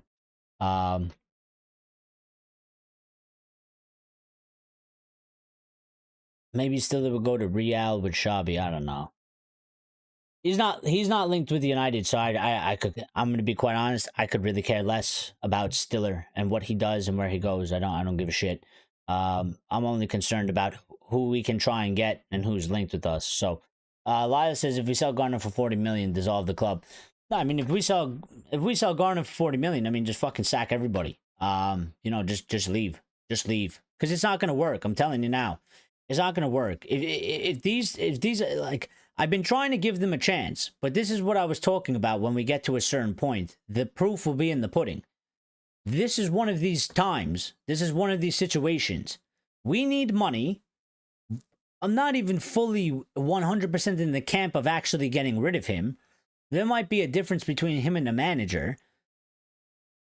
And he might want to leave. But that doesn't mean, because of all those factors, that all of a sudden a player of that fucking quality at that age with a certain potential and certain ceiling, now all of a sudden we're going to take 40 million for him. I mean, if we do this, just get rid of everybody. Just go. Just because it won't work. It's going to be a fucking giant waste of time. It's going to be a giant waste of time, because if they can't get this right, they're not going to be able to get anything else right.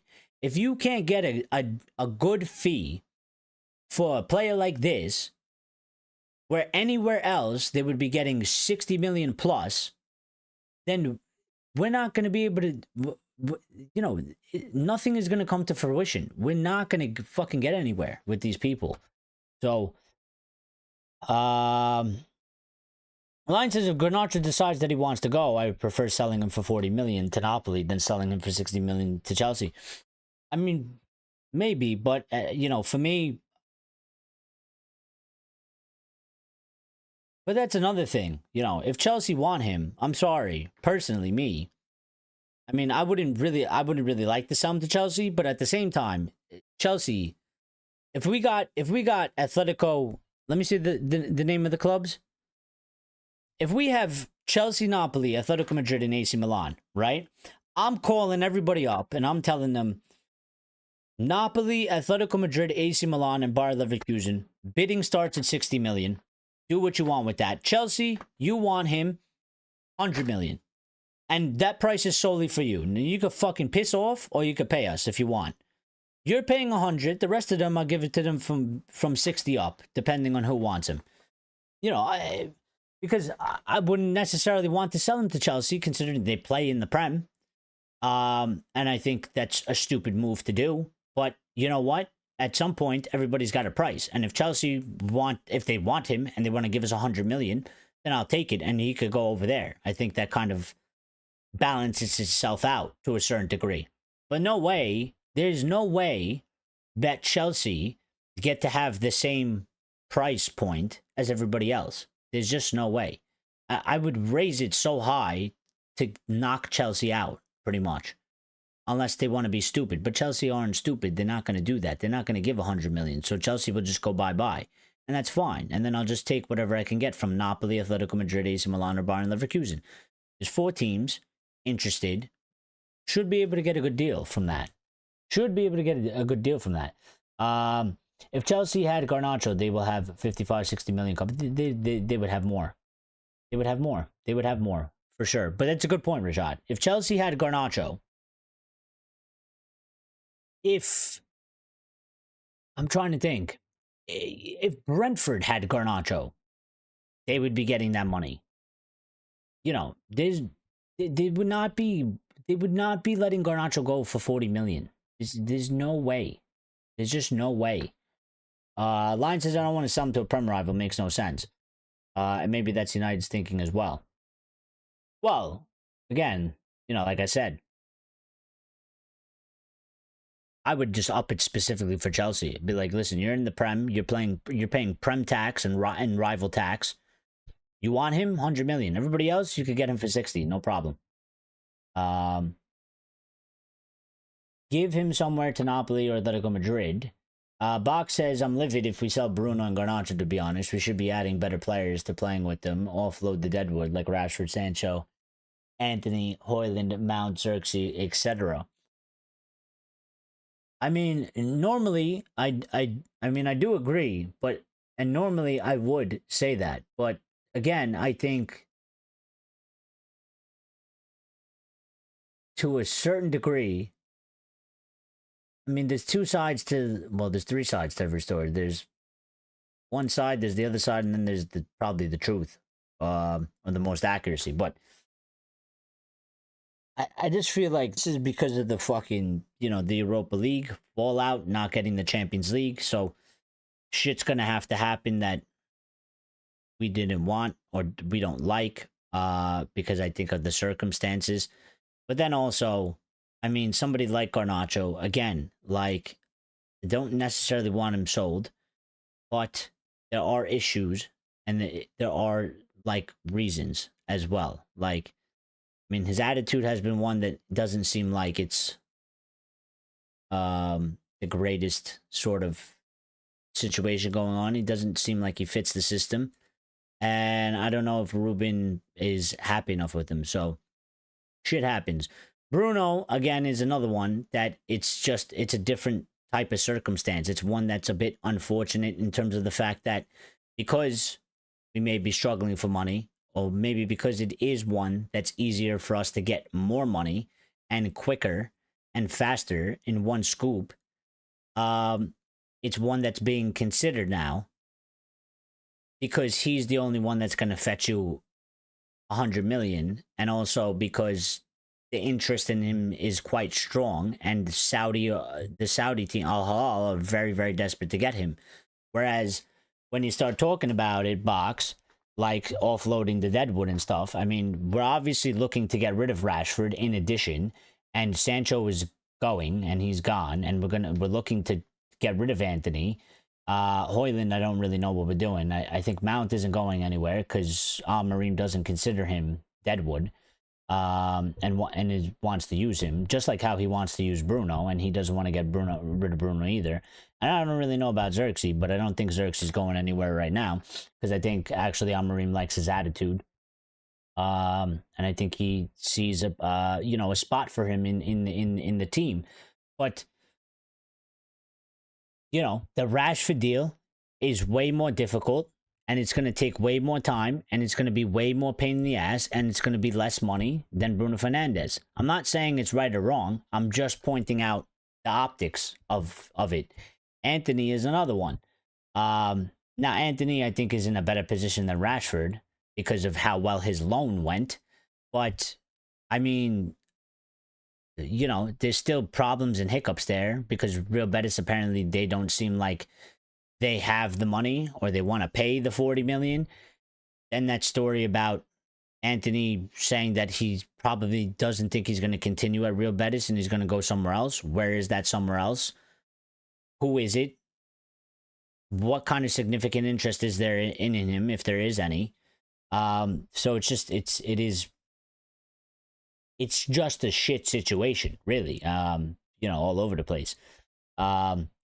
Lion says, I would be livid as well, but should we keep players if it turns out that they want to go? No, absolutely not. No, we shouldn't. Absolutely not. You never do that. You never do that. Should never do that. If the player wants to go, then go. You should not be keeping anybody that doesn't want to stay. So the same thing goes for Garnacho. Like, if he's not happy and he wants to go, I don't really want to sell him because I think he can come good, and I think he's still young, and I don't hate him in that way, like some people do. But if he's not happy here and he wants to leave, then all right, bye-bye. And if Bruno decides that, I love United, but I'm choosing to go, we shouldn't be begging Bruno to stay either. I mean, if he's made up his mind he wants to go, then he's got to go. And that goes for anybody. It really doesn't matter who it is. But I still feel like, and I know Box is not going to agree with me on this, and that's fine, but I still feel like, and Ruben doesn't agree with me either because Ruben made the same statement. But I still feel like, I still feel like cashing in on Bruno, taking the 100 million, and rebuilding. My problem is I don't know if I actually trust these guys to be able to do that sort of thing. But I'm going to be quite honest.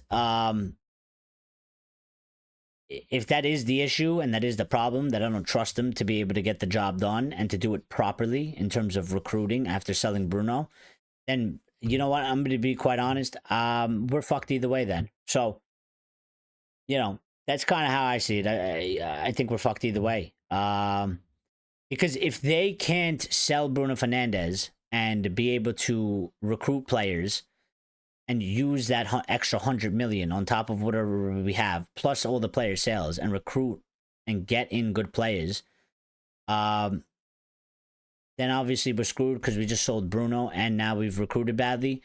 But at the same time, if we keep Bruno and they still can't recruit, then we're fucked either way because we're not going to improve as much as we need to. So,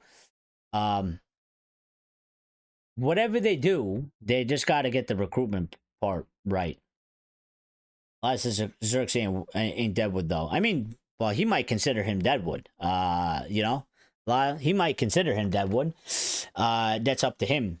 But in terms of optics, you know, of the club, I mean, he's not viewed as Deadwood by Amorim, for sure. So our needs Justifort says we need more signings to be in top 4. 100%. I mean, I said before we played Europa League, I said we need 5 to give Ruben a chance to have a decently good season. I think we needed 5. I think 5 is a good amount of changes. We got 5 last summer. They're 1 season in. Next season, they should be taking an extra step up. So I feel like that could help. They've had 1 season to adjust. We got the 6th one in Dorgu in January. So, you know, when we get back to January, it'll be 1 year in, and then we should get 5. I've kind of upped it to 7 after I've watched what I watched in the Europa League. But I don't think we'll get 7 because I think it's probably going to be very hard to try and get 5. But I think we need 5 at the very least. I lost my spot in the chat. Box is 100% Eric. Oh, hold on. I'm sorry. I skipped. KDL is here. KDL, how you doing, buddy? Says the rise of Ahmad was the only positive thing about this season. Yeah, pretty much. But that ain't nothing to really. I mean, it's good for Ahmad, you know. I'm happy for him, but in terms of like the club as a whole, I guess, and the situation we're in, they ain't really shit to be positive about. In that aspect. Box is 100% Eric. We've seen this all the time at other clubs. They sell at high prices, whereas we get crumbs. Yeah, we got to stop. But Xerxes may not really be Man United level. He might not be. But you know what? Again, I'm always like this with these sorts of players. So again, Xerxes came in. He's not really especially in the beginning, wasn't really the profile of player that I think. I questioned it. I was like, he looks a bit clunky. He looks a bit maybe kind of lacking in speed and stuff like that, or, you know, maneuverability. I like to call it wiggleness, you know, being wiggly on the ball. And I questioned it, and I was like, well, I don't really, you know, what did they really see in this guy? I think he, as you know, kind of after that game where he got booed and it kind of started turning around a little bit more for him, I was like, okay, he's improved and I can see some of the good qualities and aspects. I don't know if he can be Man United level, really, but I would also say Rajad at the same time. I mean, you know, what is Man United level? Because I think we have Man United level in our head of like, we think of like back in the Fergie days, and that's the Man United level. But like, is anybody at the football club that Man United level? So like, you know, what is a Man United level at this point? but I would go on to say maybe it might not be one of the better signings. It might be just a very basic average signing, and it's not one that comes with exceptional results. But he's been here for, 1 year now. And I'm like this with most of all the players, pretty much. 1 year is like a learning curve for most of them. I give them a decently good grace period. I expect him to take a step up next season for sure. He's gotta show to stay here. To stay here, you have to show next season. He's got to show some sort of personal growth, some personal sort of improvement, whether that's getting some more goals or getting some more assists or just being more consistent and having bigger impacts on a consistent basis throughout the season. Something like that. He's got to show that next season for him to be made the case to be like, all right, we got something to work with this guy. He has improved from last season. So there's no reason why we should necessarily get rid of him. Axe says Eric is a better, harsher, and more realistic of a negotiator than Ineos. Well, that's sad if that's true. It's sad if it's true, Axe. It's sad if it's true, because that just means we're fucked, Axe. It just means we're fucked. Again, I've always said I try to give people opportunities and chances, because I just think until shit happens, you just never know how it's really going to play out. And sometimes things happen and, you could have been wrong about it or you could have been right about it. But I'm like this. I mean, I give you opportunities and I give you chances. But when you fuck the chances and when you fuck the opportunities, you lose my support. That's just how I am. I'm upfront about it. And I think I'm fair about it, because I say what it is. And that goes for anybody. I mean, the player, manager, the owners, whatever, Ineos, and, the director of football or the technical director. I'll give you chances. I have no problem trying to give you some patience, trying to give you some time. Show me what you can do. Show me what you're thinking. Show me the way you go about doing things. Show me what you could do on the pitch. I have no problem with that. I'll try and give you as much time as I possibly can. But after a certain point, if you keep fucking up and fucking up and fucking up and making mistakes, one day I will just be like, that's it. You've blown so many opportunities and you no longer have my support. Alliance says, I think Xerxes will become an important squad player if he gets the chances. Yeah, I mean, I think he has some certain qualities that, maybe in the Ten Hag system, it was like, I don't know how he necessarily is going to do in this thing.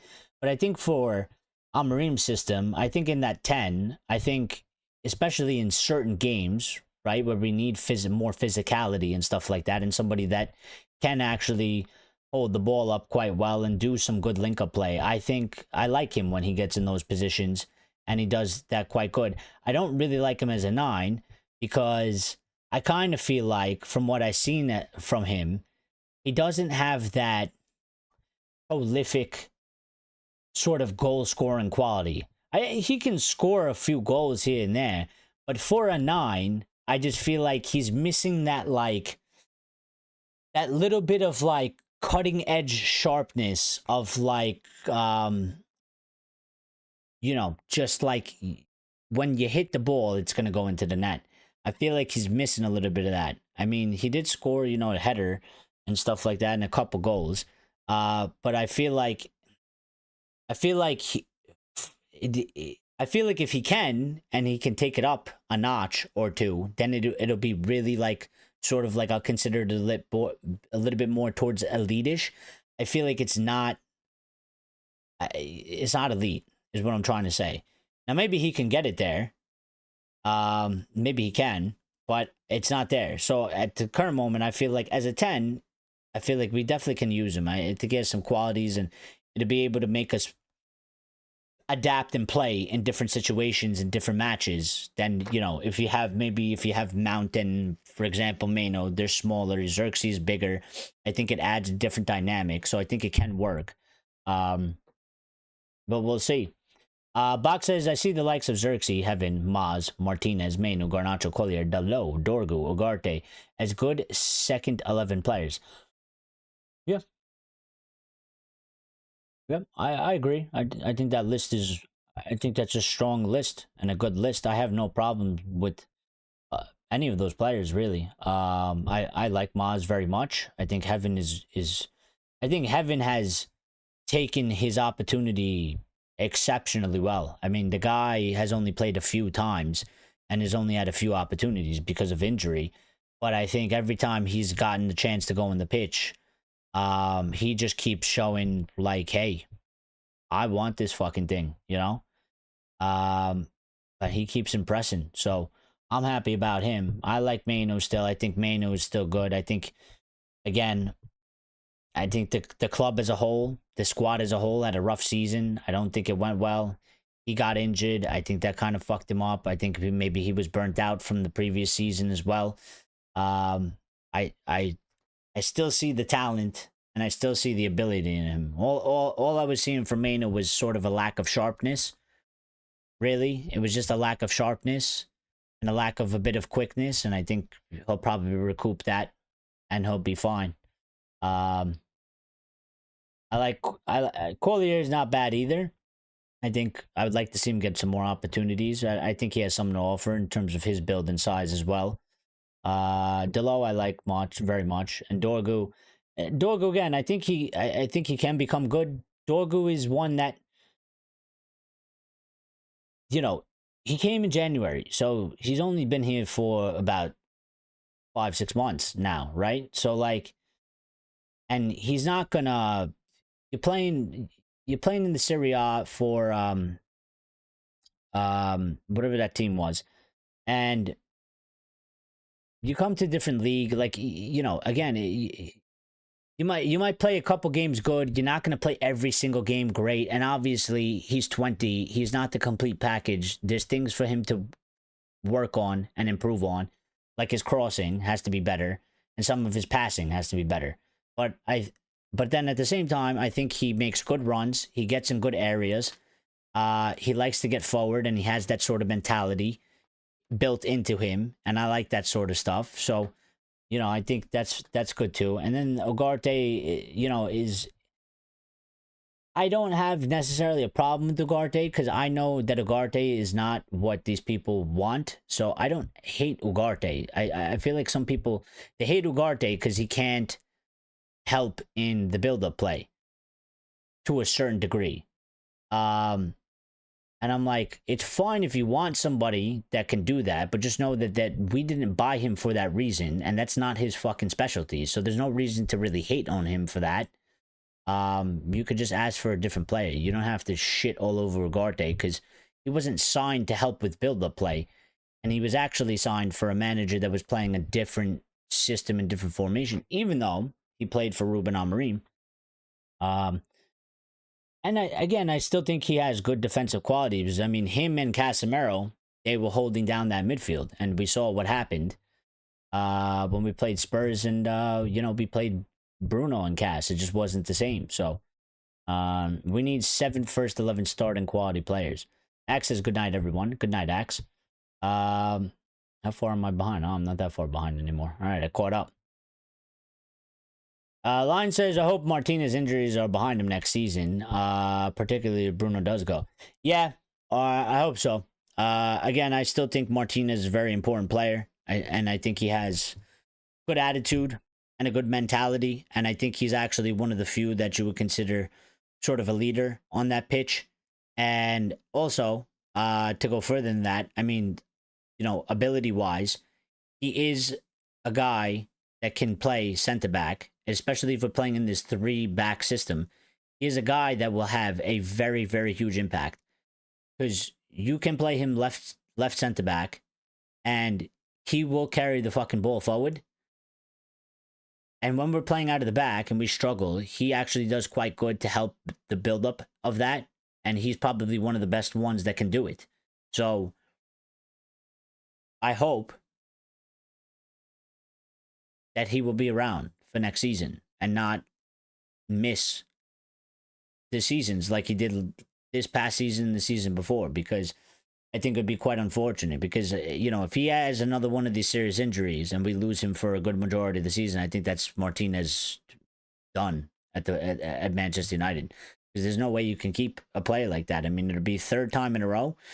And then, you know, he's considered injury prone with major problems, and you're going to have to try and get rid of him. And that's going to be difficult as well, but it's going to be a player that we went from liking very much and deeming him a very good player to a player that we can no longer rely on. And we don't need that. We don't need that. So, Lions said 100 million won't be enough to rebuild. Well, from the money we have, but it might be because of amortization. So it might be. It might be. I don't know, Lions. 100 million could be quite a good amount of money. The impact of Bruno leaving the team will cost us more. But it could. I'm not dismissing that. There's a possibility of that. But for every possibility of that, I could also say, but we could build a team out of it. The way I look at PSG did. And they got rid of a bunch of their, you know, their stars and stuff. And the way Liverpool did it with Coutinho. Like, you can get other players in and you could build a stronger base. Because I don't think we have a strong base. So, if you build a strong base, we could actually maybe improve. Or maybe it just ain't good enough. And it's no good. 500 million to 1 billion is what we needed for a full rebuild. Yeah, but you could do that over the next 2-3 seasons. Easy.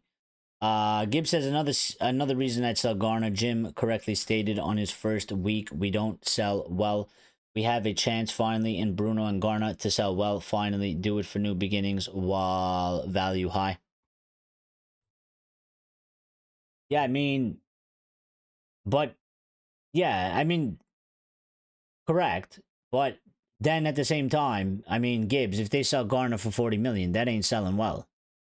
You know what I mean? I think Bruno, you know, 100 million for a 31-year-old, fantastic player, but 100 million for a 31-year-old, I think at this moment in time, I think it's a make or break point, because I don't think United ever sees 100 million offer ever again for a good amount of time, and especially for Bruno. I think if it doesn't get done, I don't think you get that sort of offer ever again. I think it's a one-time thing. You either take it or you don't take it. If you don't take it, you're not getting another shot at it.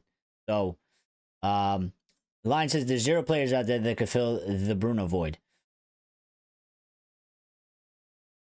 Again, I get that, but then I also would say at the same time, but I ain't looking to replace Bruno. Like, if I sell Bruno, my thing is, it's not to fill the void of Bruno. Because you're talking about, you know, I seen somebody say, like, to sell Bruno, you'd have to get the replacement. The replacement, the closest thing would be Florian Wirtz, and Wirtz has gone to Liverpool. And I'm like, but that's not what we're saying. We're saying when you get rid of Bruno, we're starting over. Like, the point of getting rid of Bruno is to start the squad over. So you have to build something new. You have to build a different dynamic of the team. You have to build something that is cohesive. It's not about selling Bruno and then signing a replacement for Bruno so we can just keep the same things we have.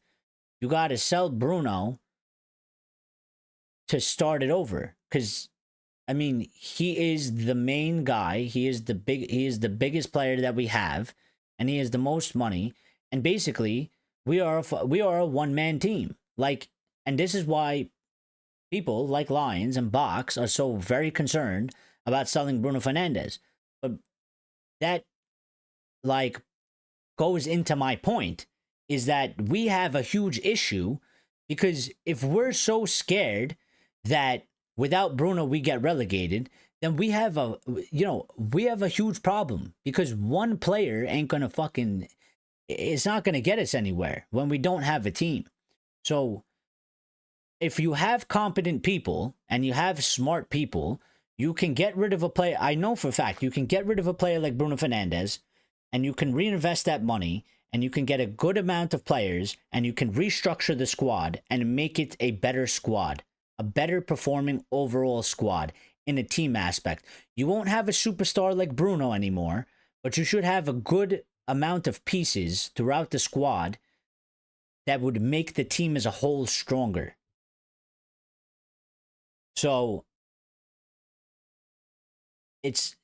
that's why when I say if when we sell Bruno, I ain't looking to really fill the void. I'm not looking to fill his position like that. I'm looking to reinvest it and transform the team into something new, something different. This, close the chapter on this Bruno era and whatever came along with it, and go in a different direction and build something new from that. And that's really all you could do when you sell a significant player like that. Boxes, Eric, I like wiggly players, wiggly on the ball. Yeah, the wiggly, like when you play FIFA, when you play FIFA and they're like wiggly, they got that like little, that little movement, like the wiggly. Yeah, wiggly player, one that's bobbing and weaving, sharp turns, quick.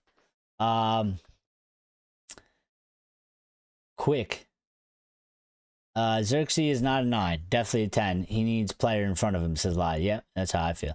Boxes, Jim Ratcliffe talks a lot of shit. But he does, and also I don't think he knows really. I mean, for a billionaire, I find it quite amazing how he doesn't actually know how to necessarily speak with confidence. I find that interesting. I don't know how you made all this money.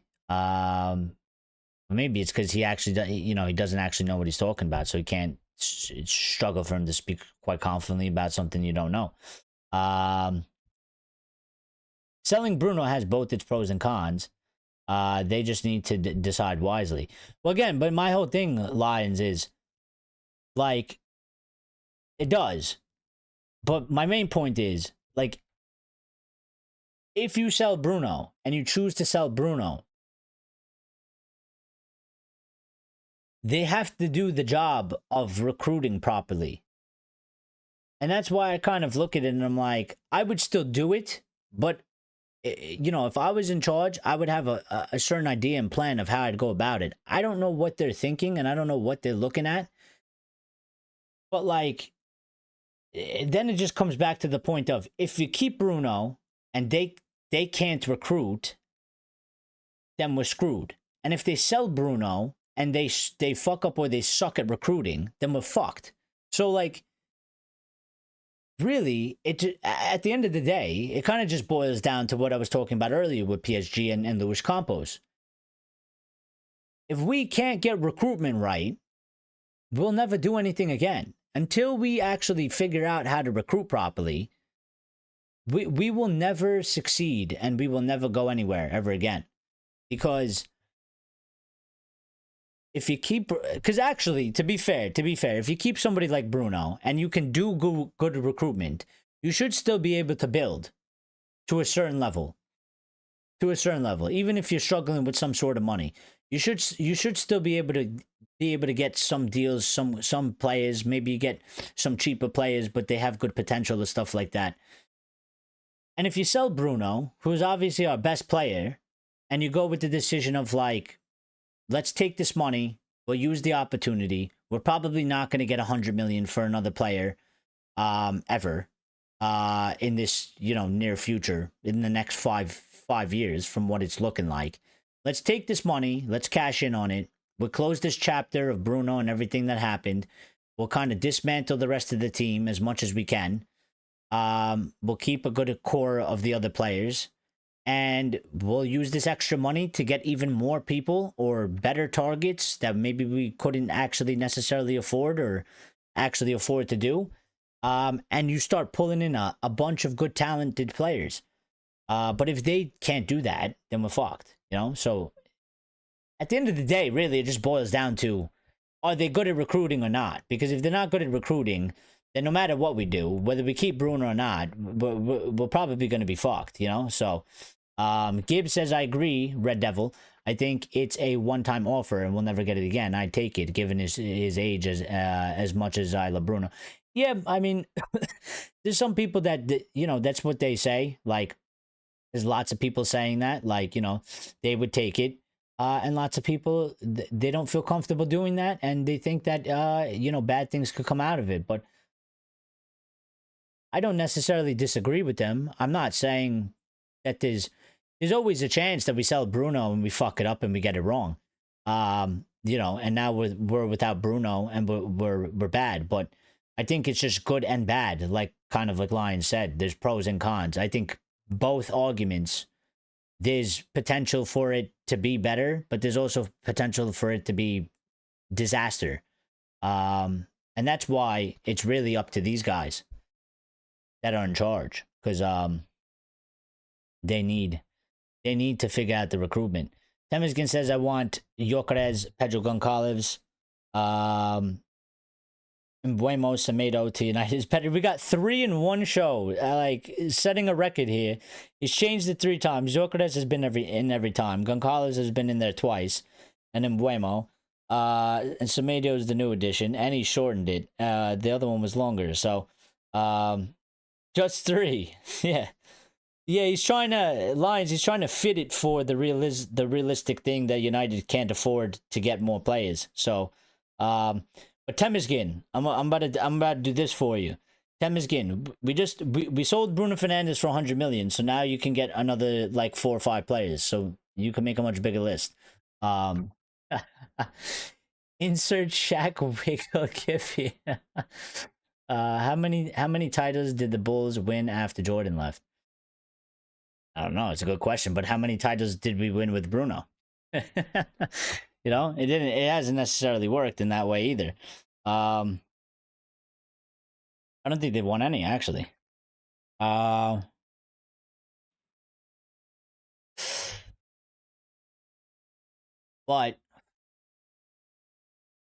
I mean, I guess one, basketball is different. I don't know what was going on in that organization, but I would say something to the effect of like, you know, Ronaldo left Madrid and Ronaldo left us, and we were still good, but Ronaldo left us. We still went on to win. Ronaldo went to Madrid. He left Madrid. Madrid still won. Messi left Barca. They still won after. You know, it happens. It's just about if you get it right afterwards. If you fuck it up, then it's not going to go right. So I don't think like you can do either one realistically, but one obviously has, if you keep Bruno, you obviously have less sort of maneuverability in terms of how much money you can spend to get new players. But if you recruit properly, it should be something that should go decently well, because he is a good player. But if you sell him, if you can recruit properly, then we should be okay. Like, we should be fine, because we should be able to get a well-balanced team that can perform and compete in the Premier League on a high level. So, yeah. He said, just sell him so the club can't concentrate. Well, listen, I mean, again, it's up to them. And I guess it's up to Bruno too, because if he decides he wants to leave, then like we said before, if you want to go, then go. I'm not going to beg you to stay, but personally, I would probably choose to cash in, but also personally, I would also be making sure that other things are going on at the football club, and I would also be like, I would be heavily involved in like the plan, and I'm like, listen, if we're gonna I would be in the meeting with them, and I'm like, listen, if we're gonna sell Bruno, I need everybody to fucking make sure that they're on top of their shit, the targets we're going for. Like, there's got to be a certain level to this, you know what I mean? If they sell Bruno and they're like sitting on their ass and they're clueless and they miss out on fucking 10 targets, then it was pointless. And if we keep Bruno and we have less money and we can't do as big as sort of a rebuild as maybe we wanted to with Champions League and the extra money from that, and we miss out a bunch of targets, and Ruben is, with the squad that's not as changed as maybe we liked, and we have a shit season, then that was pointless as well, and we fucked it up. So breaking news: Thomas Delicio appointed new head of recruitment by Manchester Football Club. We could use him there. I mean, he's got the list. You just gotta hand it to fucking, Sajim or somebody there and be like, just get these fucking players. Stop bitching. Stop moaning. Get to work. Get these players. Here's the list. Temeskin's got, as many lists as you want. He's got 4 or 5 different variations of lists, just in case we miss out on a target or something like that. He's got alternative options. Temeskin's doing a better job than they are.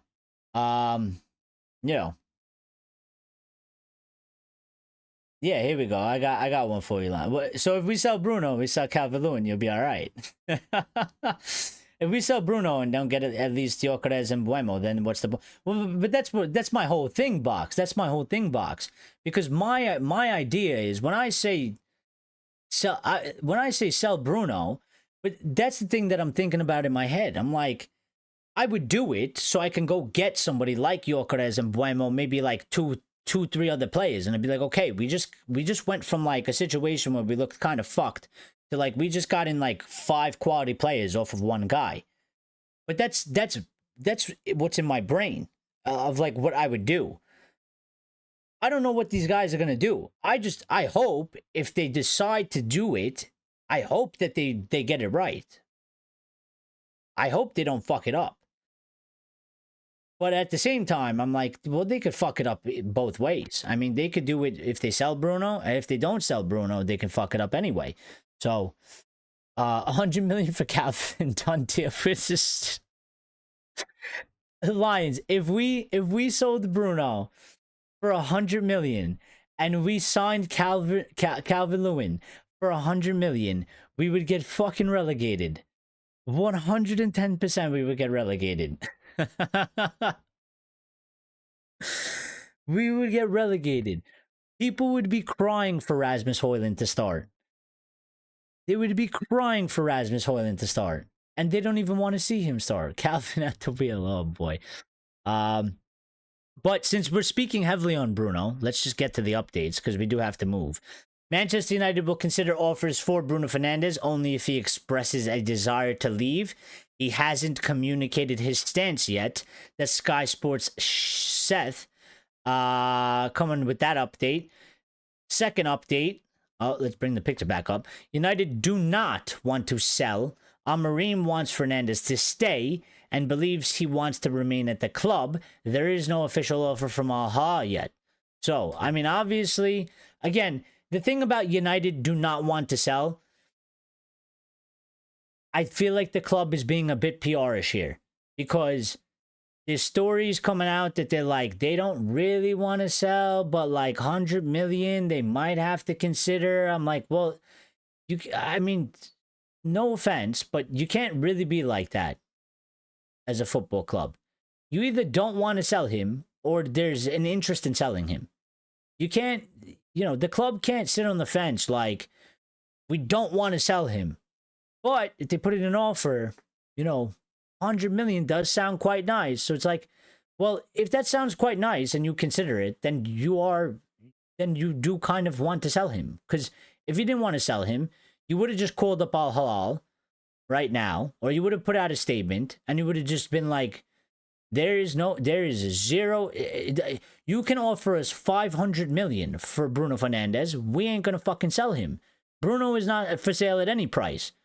And what they're saying is, we like Bruno. We think he's a very good player. We would like to keep him, but money talks and Bruno has a price. And if you give us that price, we'll sell him. That's what I'm getting from the football club. Amorim has always been very clear. he rates Bruno very highly. He thinks Bruno is, you know, the best player, and he thinks of him as a major part of the squad, and he wants to keep him. And I see many people make arguments, and they're like, well, if you back the manager and the manager wants Bruno, then you should be supporting Bruno staying, because if you're asking for Bruno to leave, you're going against the manager, and you're not backing the manager. And I'm like, I get how you can make that point of view, but I don't think, again, I don't believe football necessarily works like that all the time, because there are loads of players that there's loads of managers at loads of different clubs that they want a certain player, or they want to keep a certain player, or they want to sell a certain player, and they don't always get what they want, because it's not always about them. Their structure of the football club is the structure of a football club for a reason, because otherwise the manager would just be CEO/manager, and he would make all the decisions for himself. It doesn't work like that. Obviously, there's a point where you obviously have to try and work together as much as possible, but the people above him, the people above the manager, can't just be yes men.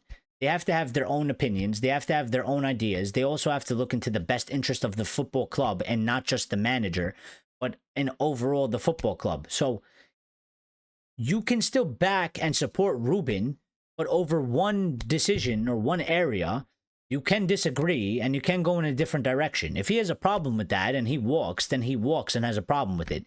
Shit happens. Happens all the time.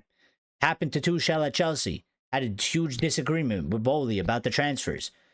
He ended up getting sacked or whatever, or he left, but whatever it was. Shit happens. Life moves on. Tuchel goes somewhere else. Chelsea gets somewhere else. Club carries on and continues. And at that point, listen, Tuchel wanted control of the transfers. He didn't agree with the players that Chelsea were getting. At the time, it looked very much like a mess. Now, Chelsea look better for it. They have a different manager. Tuchel's at England, and they've carried on their separate ways. Shit happens. Shit happens. But there's more. So hold on. One of the things Ben Jacobs says, Bruno Fernandes' family still needs some convincing about a move to Al-Hilal. I think many people forget about this part too. The family does have an impact, especially on Bruno. It's his wife and his kids, and he might not have a problem personally going, but I mean, if his kids are very upset about it and the wife doesn't want to do it either, then it's obviously going to make him harder to do it. He could still do it.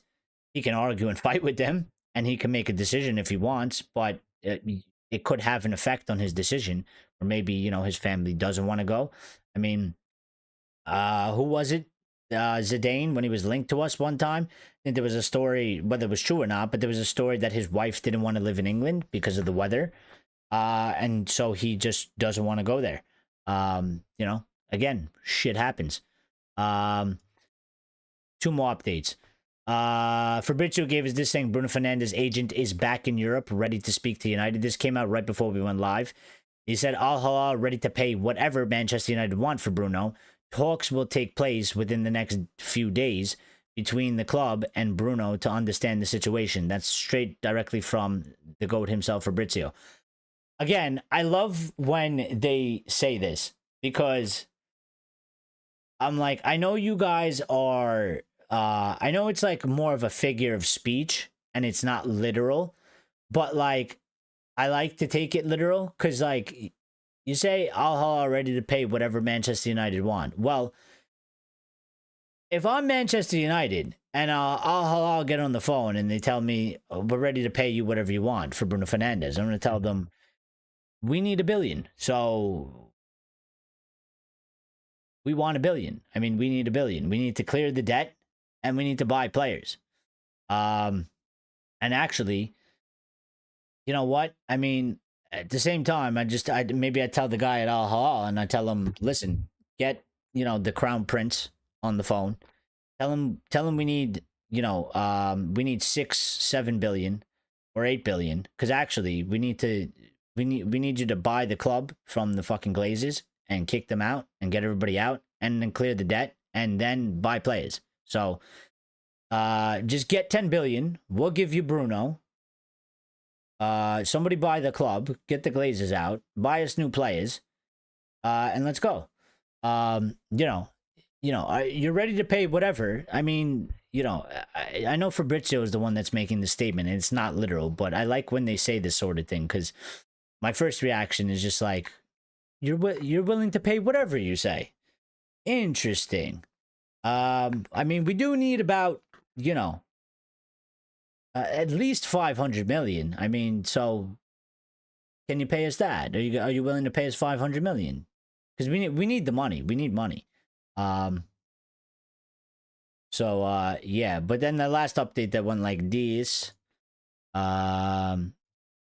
is that Al-Hilal now believe an agreement with Bruno Fernandes is close after a week of positive meetings. And that was from Ben Jacobs as well before we went live. I think there's been more updates when we've gone through. So let me just finish these two things. I'll get to the comments and then we'll go to the internet to check it and then we'll finish up the show. So switching gears real quick, Bex, one of my favorite players of all time, the GOAT, was speaking about United, and he said, I'm seeing a lot of things that are not okay in my eyes as a fan and as a lover of Manchester United. You have to represent the badge. That's what it is about. I've seen a lot of things where players are not acting in the right manner. I mean, we were just talking about that. We were a part of a team that was so well-mannered. We understood what it meant to play for Manchester United. We understood what the badge meant. Wherever we traveled, whether it was in Europe or Asia, we respected the fans. We respected the fact that they were turning up, paying money, and wanting you to sign and take pictures. You respect that. And that was him on CBS in America talking. And obviously those are direct comments to what has just gone on in Asia. With players like Diallo and Garnacho flipping people off, and, sort of not taking the matches seriously and fucking around in the games, and not really trying. And again, I get it, because who wants to be there? None of them wanted to be there after the season we just had, to fly 14 hours to go play a game. Yeah, I seen that comment in the Discord. Zidane.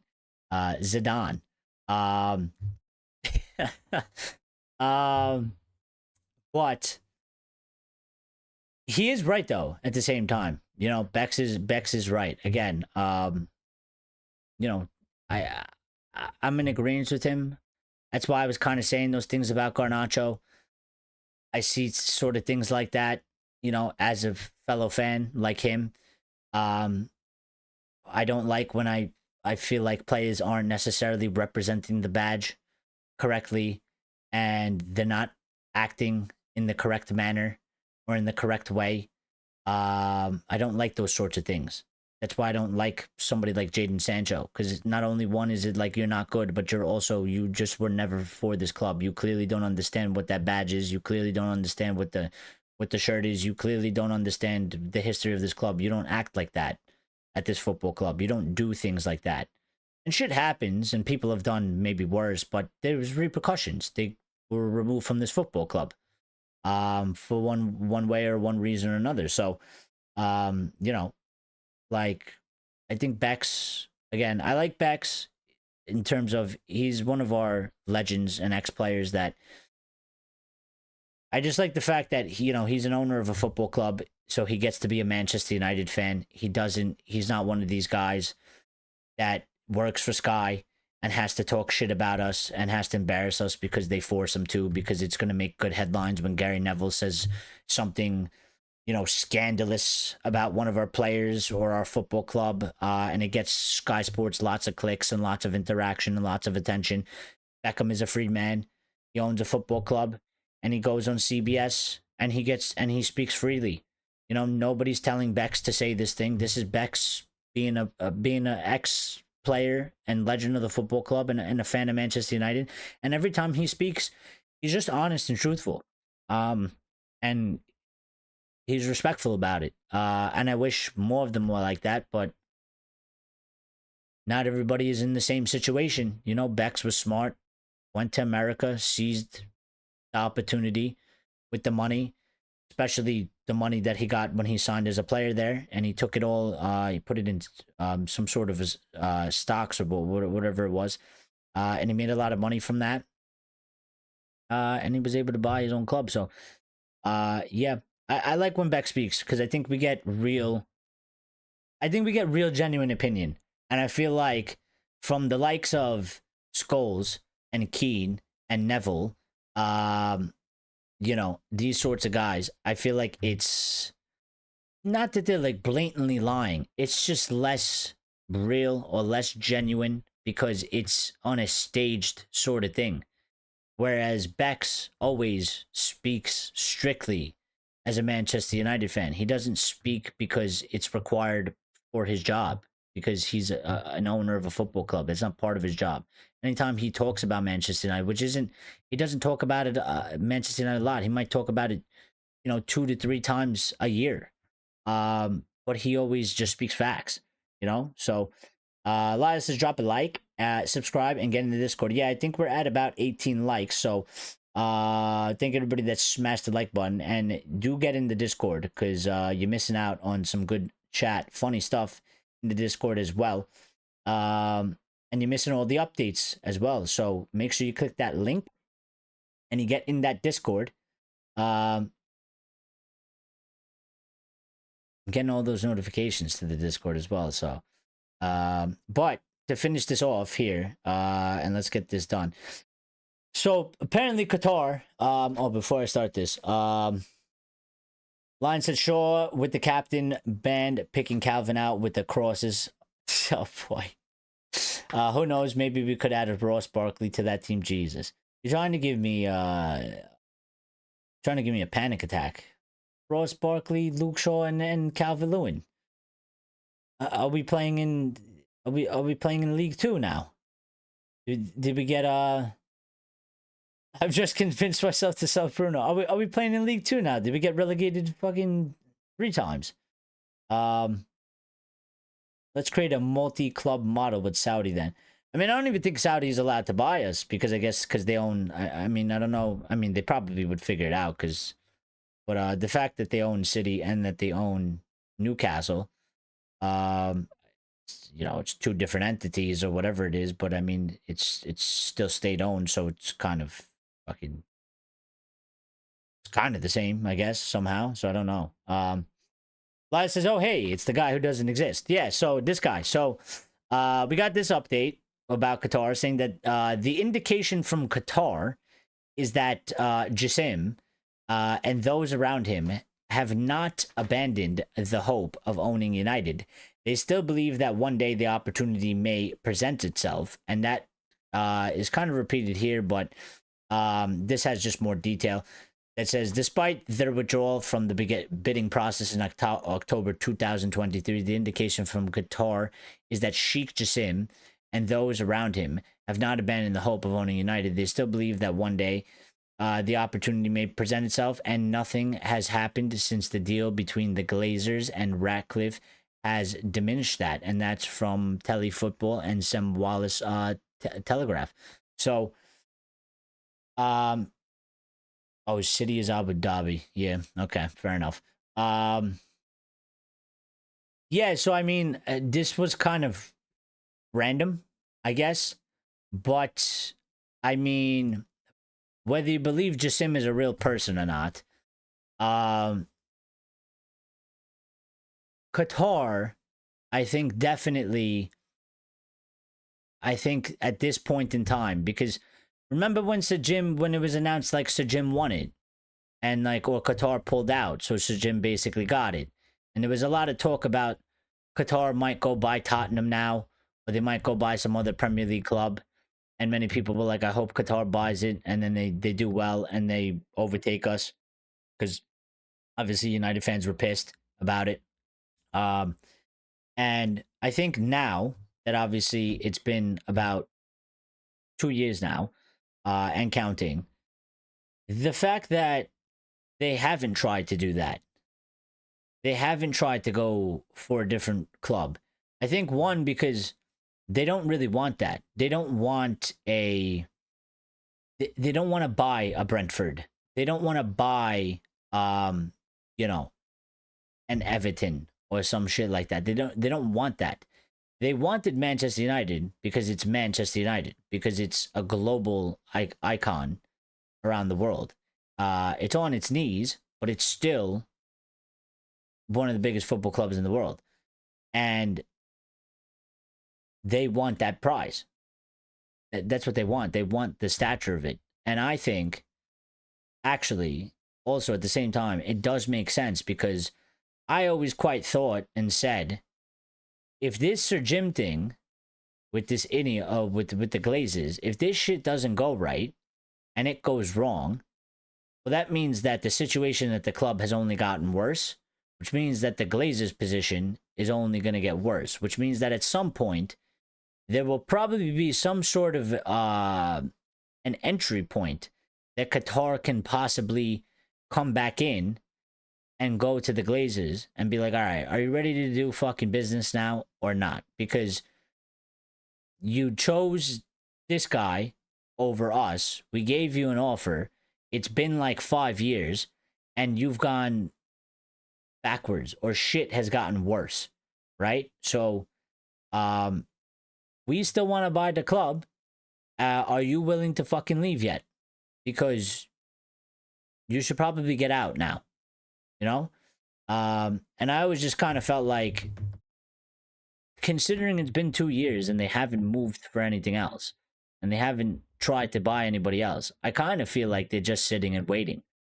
Because I feel like they always felt like that they probably think that this shit ain't gonna work well. So they're kind of just sitting there and just waiting for the moment where it does not work out well and it does collapse.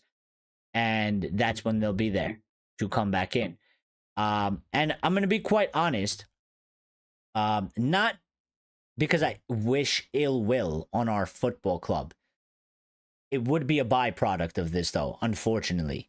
Not that I want this to necessarily happen to the football club, but I would actually have to go through some more pain. But once you cross the threshold of the pain and you get to the point where this might happen, I would love nothing more than if the Glazers actually completely fucked this whole thing up, and United money in terms of the stock market, the share went down so bad and the situation is so bad that the Glazers actually don't have a choice but to get out, and they end up getting less than whatever Qatar offered them.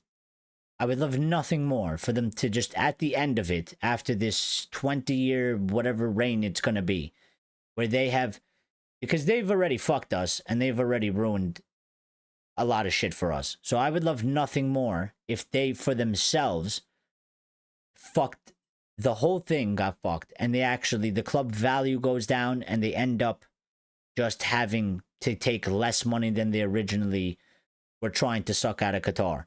Because, I mean, greedy fucks, they offered you 5.5 billion. The club was valued at 3 on paper, and you rejected them, and you stayed here because you want to try and suck out more money. So, I would love nothing more if the whole thing just implodes in their face, and they, you know, take their tails between their legs and crawl back into the hole that they came from, and Qatar takes it maybe for 4 billion or 3.5 billion if the, you know, if it goes down. So I would love it. KDL says Ruben Amorim is pushing Manchester United to sign Sporting midfielder Pedro Gonçalves as Bruno Fernandes' replacement. Well, he's not, but they don't play the same position. Pedro is a winger, which I guess he would use as a 10, I guess. But let me go to the news. Okay, 2 minutes ago, just in. Chelsea remained in contact with Jadon Sancho's camp over contract terms. Still no agreement on salary so far. Final decision will be in a few days. Outcome expected next week. If contract terms are not agreed, Sancho will go back to Manchester United with 5 million. So, Yeah, Sancho, stop being a fucking idiot. I swear to God, if this guy fucks this deal for us, you know, they did that thing for Beckham where they took a dummy and they put a, you know, I'm not gonna say that part, but you know, they hung that thing over the bridge. I mean, I do it in my mind, that's for sure. I do it in my brain. You fuck. Just leave already. Leave. Just take the salary and fuck off to Chelsea and stay in London. Holy shit. What's wrong with this guy?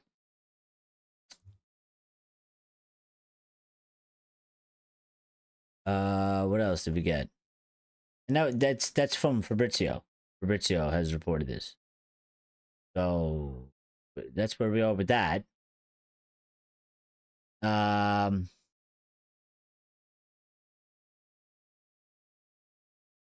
What's this? Muppeteers saying Cheeto Obi is one of the players Manchester United wants to really work on the Manchester United wants to really work on this summer. He came in faster than they were expecting. Okay. Even though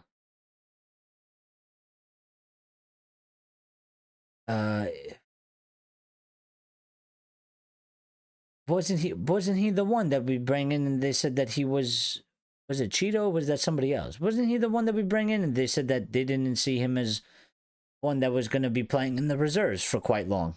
So unless I'm mixing that up with somebody else, but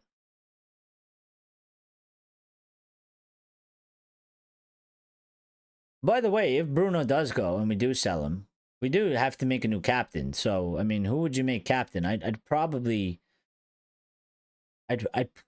go De Ligt, I guess. I mean, at one point I maybe would have done Martinez, but I'd probably lean to De Ligt now. So, one of the updates that we got as well was Manchester United's idea continues to be to keep Kobbie Mainoo and improve the aspects of his physical game, give him time to work and find his place in the team. Well, yeah, no shit. Like, obviously, what do you mean? That's from the Muppeteers.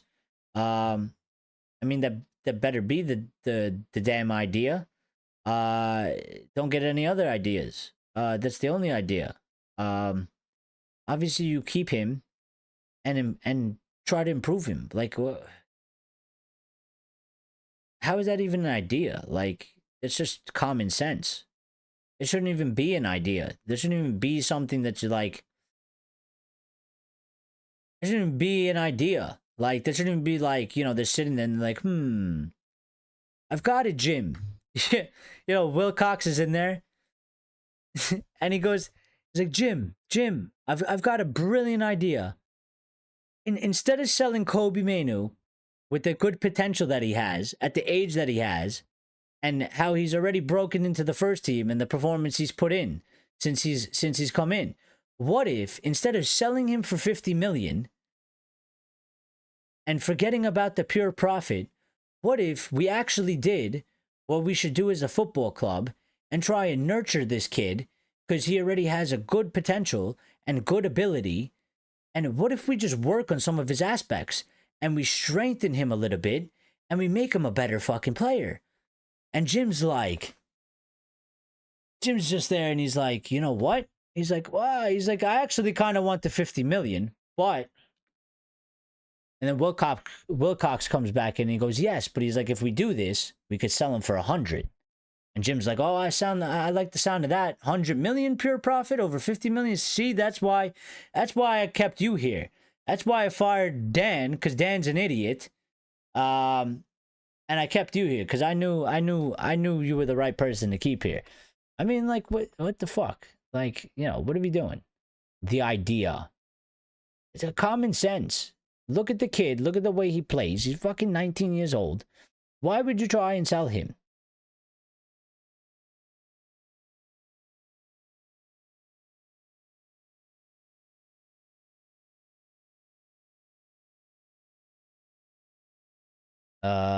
This guy named United Scout said Bruno Fernandes' agent is highly in favor for the Al-Hilal move. Yeah, because he's going to get paid. No shit. He also followed up by saying, from what's being quoted, Bruno won't be the only one set for life. Well, yeah, no shit. That's what I'm saying. So, I mean, but isn't his agent his brother or some shit? I mean, yeah, obviously his agent's gonna get the bag as well. So, like, obviously he's highly in favor. He don't give a fuck where Bruno play, bro. He's just gonna get the bag.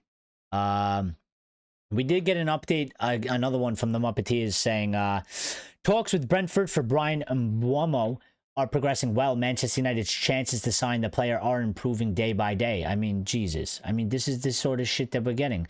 So, you know, we are in talks with Brentford. I mean, we're talking to Brentford. Are we talking to Mbeumo? Has Mbeumo said that he wants to come?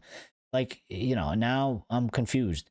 Because first we had to sell the project to Mbeumo, but apparently we're having talks with Brentford. So I guess we're doing both, but usually we tend to go and sort out the player first. And make sure that he actually wants to join before we spend time talking to Brentford about shit. But, yeah, you know, the chances to sign the player are improving day by day. I mean, every day we go, it's yeah, like, you know, how many more days?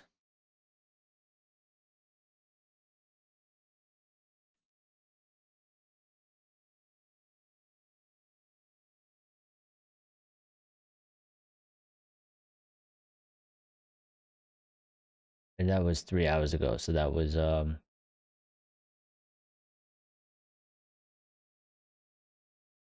yeah, we're up to date on that. There's no more news. Fucking Sancho, I swear to God.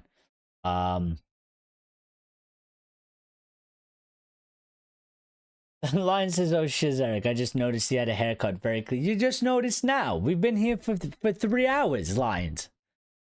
We've been here for 3 hours, Lions. What were you looking at? What were you looking at? Were you looking over here? Were you looking at Fergie down at the bottom there? What were you looking at? I'm just joking. Lion says, "I swear to God, this guy fucks this deal for us." Dude, no, I swear, dude. I swear. I shouldn't swear to God. I have a bad habit of saying that thing. I shouldn't be doing that. I gotta. I don't know what I gotta do. I gotta go to something to stop saying that term. I shouldn't say that. Because I don't really mean it. It's just like a figure of speech that I grew up with. But I shouldn't be swearing to God. Yeah, it's not a good thing to do. I gotta figure out how to rephrase that into something else. It just rolls quite, you know, it just flows quite easily, you know. It kind of gets the point across, you know, because you shouldn't be swearing to God. So it shows you the seriousness of the impact of you know, what you mean, like what you're saying, you know. It shows the seriousness, because if you're swearing to God, then it's a pretty serious thing, you know. But like, you shouldn't swear to God. I gotta rephrase that. I gotta stop saying that. I've been telling myself that I was like, I shouldn't be saying that, and I need to stop saying that. But I've been saying that for so long, like since I was like 8 or something. I don't know where I picked it up from. TV or something, video games or whatever. I picked it up from somewhere, and it just stuck with me. I gotta stop saying that thing. But no, I'm being serious. I mean, if this guy can't, I mean, if this thing falls apart because he can't agree to the wage thing, or he demands too high wages from Chelsea, and Chelsea's like, no, I mean, I'm gonna do a video. And we don't even do videos. We do live shows. I'm going to do a video. And I'm just going to do a 15, 20-minute rant about this guy. And I'm going to put it on the channel. I'm not even going to waste doing it live. I'm literally just going to record a 10, 15-minute video. And I'm going to do a rant. And I'm just going to call it Sancho is a dickhead. Or something like that. And I'm just going to rant for like 15 minutes to get out of my system. Because I'm going to lose my shit. KDL says Maguire. Maguire. You make Maguire captain. I mean, that would be. Here's the thing. I find irony funny, so my opinion, that would probably be one of the most ironic things ever, and I would probably laugh. Is to be the captain and to have a shit set of series when you first came to the club, to then be stripped of the captaincy and then also lose your starting position to the point where you were on the bench, to the point where you almost literally got sold and you stayed, and then you came back and made yourself actually a useful player and one that people actually respect, and has performed quite well, to then ending up back at captain again would be like ultimate irony. I would die laughing. I would be like, there's no way that this is, if that happens, like, that just makes me think like we live in a simulation. Even more, because I'm like, there's just no way this is real life. Like, has it happened? Yeah, I probably wouldn't do it because I think with Maguire, it's nothing personal, but it's just the fact that he was captain at one point and he got stripped of it. So I don't really like that aspect of making him captain again. But also, there's not really a future in Maguire. I mean, probably is going to be here for maybe one year left or something like that. I would probably go with the lid, considering he's 24, 25. And he is the one that's probably, other than he's been quite experienced at a young age, and he's played a lot of big important games. He's played a lot of high quality Champions League matches, semifinals and stuff like that. Started at Ajax, he was at Juventus, he went to Bayern.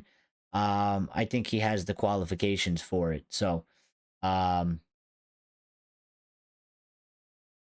just put on your glasses. He goes, it's just a figure of speech. I mean, it is, but I am a little bit, I am a little bit religious. I do believe in God. I don't think it's appropriate. I still sin, I curse and stuff, but I don't think it's. I think the best I could do is, not try and swear to God. If I'm gonna swear, I'm gonna swear. It's one thing, but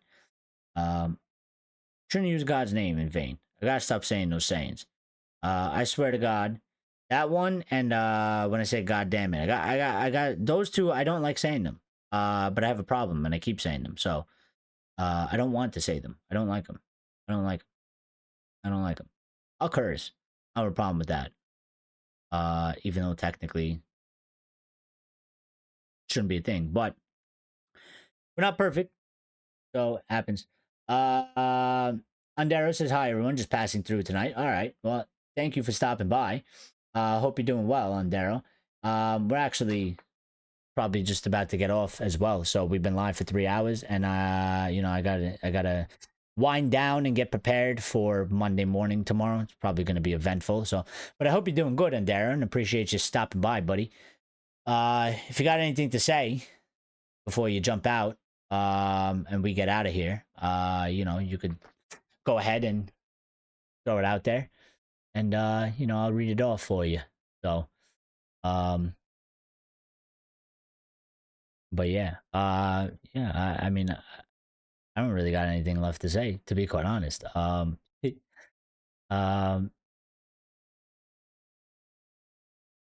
We've talked about everything, and I've gotten all my thoughts and points out, and I don't really have anything left to say. I have no gut opinion left.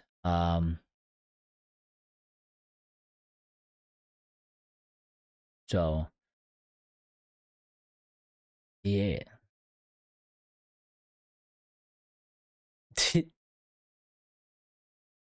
What's with you and Ross Barkley? I don't want Ross Barkley. Keep Ross Barkley away. By the way,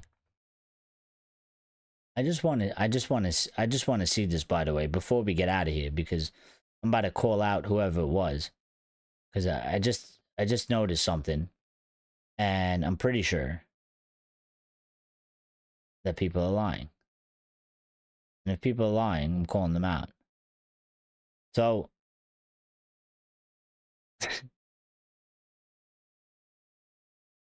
so we have 18, we got 18 likes. But in the poll where I asked, did you smash the like button? And 92% people voted yes, and 8% people voted doing it now, and 38 people voted. What happened to the other 20 people? You bunch of liars, whoever you are. Whoever you are out there, you've lied. You've lied. You've been caught red-handed. You said you smashed the like button, and you didn't do it. You didn't do it. Bunch of fucking lies. Bunch of lies. Unbelievable. These you know. We trusted you to do the job and hit the like button. And you've lied. You've lied to all of us. And you said you did it, and you fucked off out of the channel, and you didn't even do it. Headlines because it was me. Well, at least you're still here. And now we're at 20. And there you go. Andera said just hit the like button. Thank you, Andera. Appreciate it. You just got here, so you're okay. Lions stayed here, so at least he was able to do it after. But there's people that were here, that they came in here, they saw that, they took the time to vote, and then they didn't take the time to hit the like button, and then they left us. So they lied to us. They came in here, they took the time to vote on the poll, they gave us the middle finger, and then they left. Andera says it's great to see it's great to see Cunha finally done and dusted. Not sure what you've been talking about, but I hope we start to ramp up the goalkeeper situation. Who are we interested in? Emi Martinez for me. Well, we've been talking about we've been talking about quite a few things. So, we talked a little bit about Cunha, just about the announced signing. We said it was good, but on to the next one really, because we have a lot of work to do and we need a lot more than just Cunha. So. Good that we got Cunha in. I like the signing. Happy for it. But we got a lot more things we got to do. We talked about sort of the general signings. United are looking to get a striker, a midfielder, and a number 10. That's what was reported. Another number 10. That's what was reported today. Supposedly, we have a budget of £125 million without sales, including the sale of Sancho and anybody else. So... the Calvert-Lewin post was a lie. Well, somebody else didn't. All right, fair enough. I got you now. All right, sorry about that. We also talked about Mbeumo, quite a lot. We talked about Garnacho, and we talked about Bruno. And then we talked a little bit about Qatar, because apparently there was news about Qatar. But, yeah, I mean, I like Emi Martinez. I think he's a good goalkeeper. I think if we were to get him, I would be happy with it. I think we need a certain stature of goalkeeper. I don't want... I don't know how to feel about that Milinkovic guy. It just doesn't... I mean, I don't know him. I don't watch him like that, so I don't know how good he is or not, but... considering he's not one that's on my radar, I just don't feel like he's that type of guy that's going to be the guy that we need. Like, if we're going to get rid of Onana, let's get it right, and let's get the guy that we actually need. So, like, I don't know. Because I don't know what kind of goalkeepers are available and what kind of goalkeepers we can get. The one for me is that, I think I have no problem with Emi Martinez. I like him. I know, Diogo Costa will probably cost you a lot of money, but I think he's a good goalkeeper. And the one from Benfica, Andre Trubin or whatever his name, he's good too. But I just don't know, what they're gonna cost you. I don't know if you can even buy them. I don't really know when it comes to the goalkeeper situation. All I know is that we are looking to do something apparently, but I think on Dara right now, as it stands with the news and stuff like that, the focus really is still, we've got Cunha, and it seems like we're going to try to get the striker. We're going to try and get another number 10, and we're going to get a midfielder before we even start looking at the goalkeeping position. So, you know, I think the goalkeeping position is one that they do want to make a change, but it's not as high on top of the priority list as it might be for somebody else. You know what I mean? So, gosh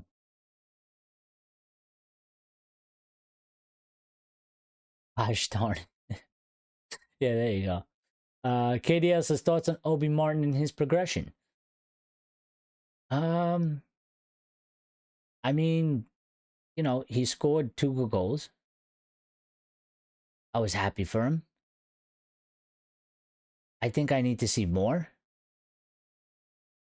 I need to see more. I need to see him play more. I need to see him, I guess, given some more opportunities.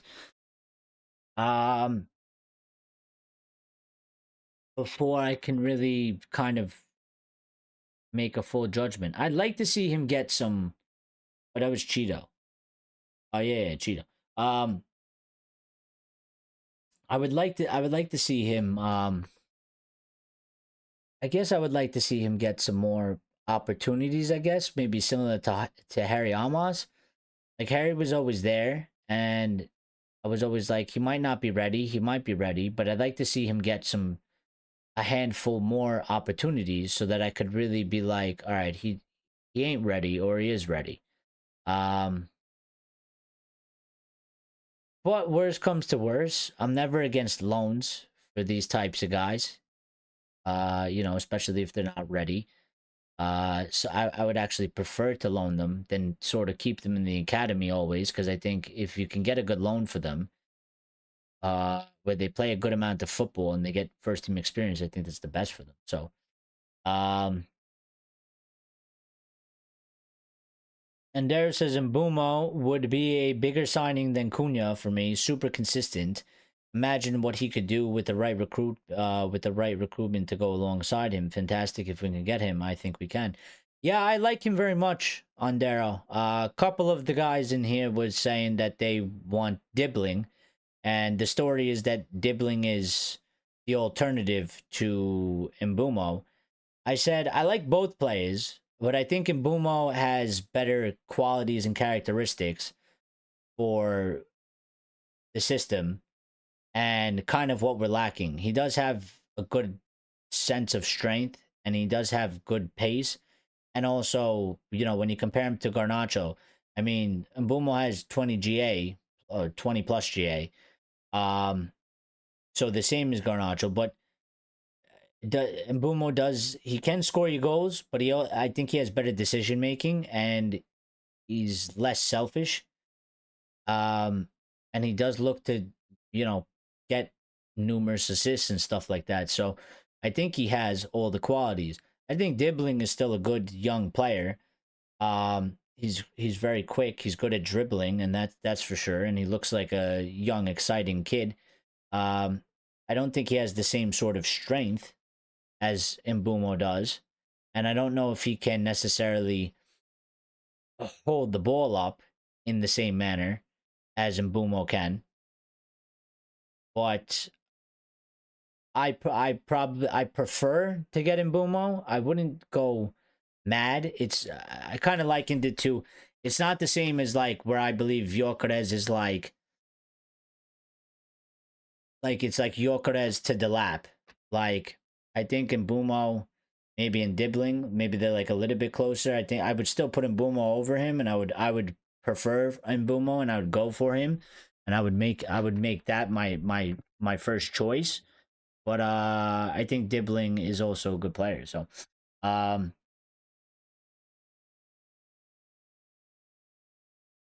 that's right, Lyle. There was a report that Cheeto is working with coaches to be more ready and available for the first team next season, so that's positive. And Lyle's also said talks with Brentford for Bryan Mbuemo are progressing well. Manchester United's chances to sign the player are improving day by day. From the Muppeteers. Yeah, thank you for that. I did already say that though. But it's okay. It's fine. I'd rather have you do that than not do that. So, yep, that just came out like I think an hour ago or so. So I did just read that like 15 minutes ago, maybe. But fair play. KDL says, I thought he would have seen a lot more playing time because Højlund was really struggling and Xerxes was injured towards the end. Why did he not get more minutes? He is under 16, 18 stats are crazy. I mean, it's a good point, but I don't know. You know, the fact that we're not there with training, I think they have their reasons. You know, fans get very like and maybe sometimes the fans are right because maybe the coaches or the club are being too cautious. But maybe sometimes the fans are too impatient about this sort of thing because fans get very antsy, they get very jumpy, and they're like, you know, like Rasmus sucks and we have no striker. Just put Cheeto. Just put Cheeto. Just put him in. Put him in. Put him in. Put him in. You know, and it's like, yeah, but like you might not say that if you were there every single day, like watching Cheeto in training. And not just like, obviously we could watch the matches, but watching him in training, watching him, you know, it's good if you have good stats in the under 16, 18 stats, that's fine. But when you send him up to train with the first team squad and you watch him in those trainings and they're doing like scrimmages and stuff like that, and he might be struggling physically wise or something, and everybody's saying, you know, our first team is shit and our players are shit, and this kid's struggling against them. Imagine when we play a better team, you know what I mean? So they might be like, yeah, it ain't the best. He's not ready yet. So let's just use this time to get him more up to speed behind the scenes without throwing him to the wolves. Because, you know, for example, if Cheeto's struggling against bloody Lindelof in practice, then he ain't gonna make it past, you know, Saliba or some shit, or somebody better. You know what I mean? So, I think that's why that, you know, maybe that was. I tend to trust them when they, you know, when certain kids aren't really getting that opportunity. I just tend to trust it more that what they're seeing from them, they're not ready. There's something there that they're just not ready enough, and you're just not gonna like put them out there to get absolutely obliterated. You don't want that. You don't want the kid to have like his first experience is like to be thrown out there and get just battered. So, but sometimes maybe they're a little bit too cautious, and sometimes they gotta just like, you know, be like, fuck it and go for it. But I mean, it would be interesting because they said they did the same thing, KDL, with Harry Amos, right? And now Harry is getting more chances, and he actually looks like he's going to be, you know, part of the team in a way and stuff like that.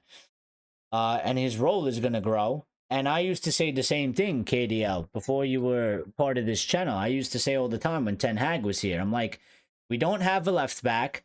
We've been playing without a left back for 2 fucking years. 2 years. I was like, Malassi is injured. Shaw is injured. We're playing Delo as left back. And I was like, we don't have substitutes. And I was like, why can't they just put Harry on the fucking bench? Even if you use him for 10 minutes. Even if you give him, you know, a half to prove himself. I was like, we literally don't have a left back. We need, like, relief. You know, and they would say like, oh, he's not really ready, blah, blah, blah. Maybe he was ready. Maybe they didn't give him the opportunity. But I think if they're good enough, right? If they are definitely good enough, I don't think we have to worry because at some point they will get there. One way or another, they will start getting played. They will start getting more opportunities. So, KDL says we really messed up not registering him for the Europa League. It defo hindered his chances of being picked.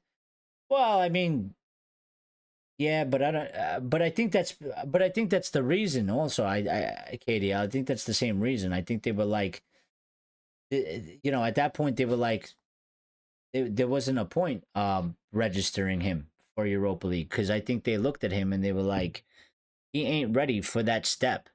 yet. He ain't ready. You know, we're not. He's not at that step yet. So we're not. You know, the plan isn't really to use him in those situations. So, Andera says, I think Dibling will be off the Spurs, according to someone who I know at the club. Ooh, interesting. We have inside news, breaking news, exclusive. United stand don't got this shit. Nobody has this shit. We got it here first. I'm gonna make a clip out of it.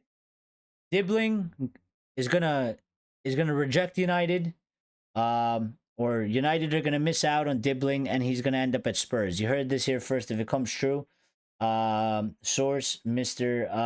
Ondero, via the Red Devil Experience. You've heard this first. Give us a follow. We have inside information now. Lion says that Mbeumo would be an addition to the team. Dibling would be a Garnacho replacement. That's kind of how I kind of feel like that. I feel like Dibling is more kind of like, he's more similar to Garnacho. Not exactly in that way, but he's like a Garnacho type player where he's more of like a winger. I view him that plays like Garnacho. I don't think he's like necessarily as selfish as him, and maybe he doesn't have the same problems with decision making. But I see it more like, I see Dibling more as a direct kind of swap for Garnacho, whereas in Mbeumo I see him with different characteristics than both those players. And actually, if Garnacho doesn't fit the system, I don't know how Dibling necessarily fits the system, although he might fit it better. But I just think Mbeumo probably fits it better than all out of all three of them. So I do agree. Like, Mbeumo is something that he's bringing something sort of different to the team that we are missing or we are lacking. Whereas like Dibling is kind of like, he might have some sort of different qualities than Garnacho. They're not exactly the same, but they are similar in certain ways, where Mbeumo is just kind of like his own different type of thing. It says, oh my bad, lost concentration. No, it's fine. Don't worry about that. I should say Mbeumo would be a great addition. No, he would. He would. I got what you meant by that when you said like he's an addition.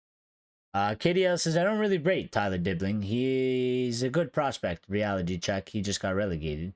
Yeah, but see, like, I mean, all right, I'll finish your comment. It's not what we need right now.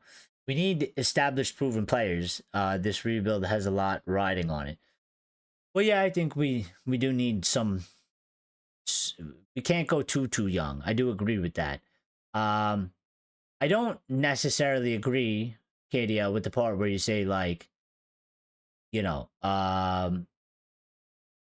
mean, you don't have to rate him, but I mean, like, where you say he's a good prospect, but reality check, he just got relegated. It's not what we need right now. I mean, I don't really blame him for getting relegated. Like,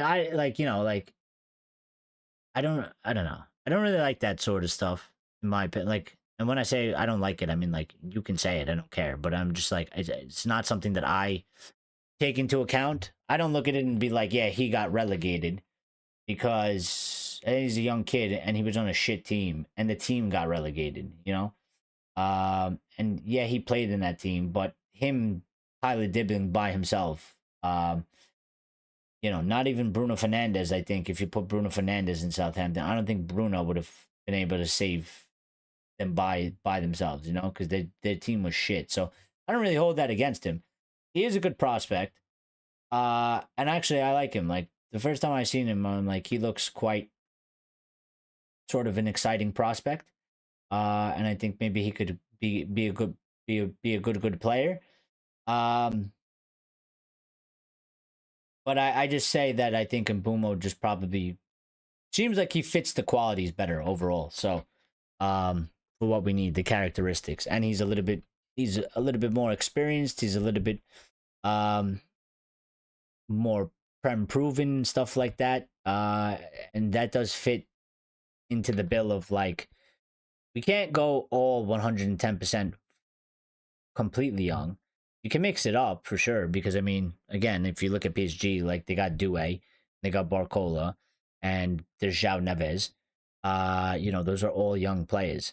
There's probably somebody else that I'm missing, but I mean that's three young 18, 19-year-olds that are there that are starting matches. So we can't do that, but we have to make sure that we have the right balance, and you have to have the experience in there as well. So, and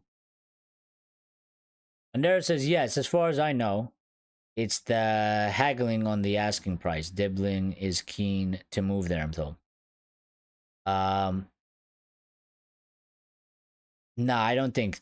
The KDL, that was at one point, but it's not like that anymore. That was a bunch of, you know, it was a bunch of bullshit, pretty much. Because I'll show you why. Because this is what the situation is now. I know what you're talking about, KDL, because I did see that. When the season was going on, they said they won 100 million, and apparently they wanted 70. But I mean, they were never going to get 100, and they were never going to get 70, especially when they got relegated. So, I don't know if Southampton were putting out there, or it was just made up, paper talk crap. But I mean, this is what it's looking at: 40 to 50 million for him. That's how it's looking. So, Mbeumo is going to cost us 60, and he's our number one target. If we miss out on Mbeumo, if he chooses to go to Newcastle or something, then we'll probably look to get Dibling. And Dibling, we can go for 40 to 50 million. And he'll be second choice. Yeah, I mean, nobody, I mean, Spurs, nobody's going to pay 100 million. Nobody's going to pay 70 million. There's just no way. They got relegated. And he ain't worth that anyways. He's not fucking like Lamine Yamal level. The fact that they didn't stay in the Prem has hurt them. Probably if they stayed in the Prem, they could have been maybe demanded 100 or maybe 70. But the fact that they got relegated, there's just no way that they can even possibly attempt to do that. So,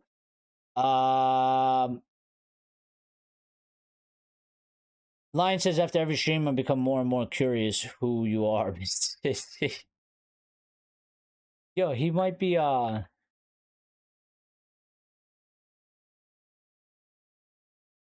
he used to play, right? He said. So, no. I was thinking of somebody, but I was like, I don't think that person was ever a player, as far as I could remember. So, but the mystery is wonderful. Yeah. Guys, listen, we're gonna get out of here. I gotta go for real.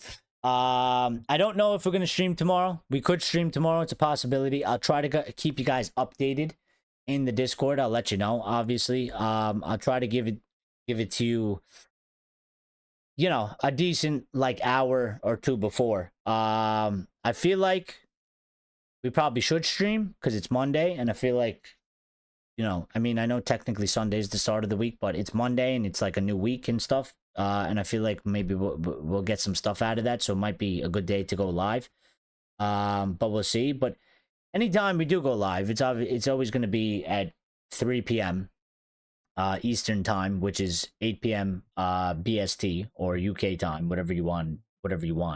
So yeah, I'll keep you guys updated on that. Thank you everybody that smashed the like button. Thank you. Shout out to all of you. Shout out to all the VIP members. And shout out to the regular members getting involved in the chat and doing their thing. And thank you to anybody that's subscribed, that's new. Again, we're trying to get to 3,500. We will get there. Just like we just got to 3,000, we will get there. So if anybody new, subscribe. Shout out to you. That would be cool. And thank you for that. And yeah, that's pretty much it. Everybody enjoy the rest of your Sunday nights, evenings, whatever. It might be Monday morning for you already, which kind of sucks. Nobody likes Monday. But Andrea says Spurs should be able to get him, I would say, for probably around 50 million-ish. Yeah. Lion says, what's for dinner?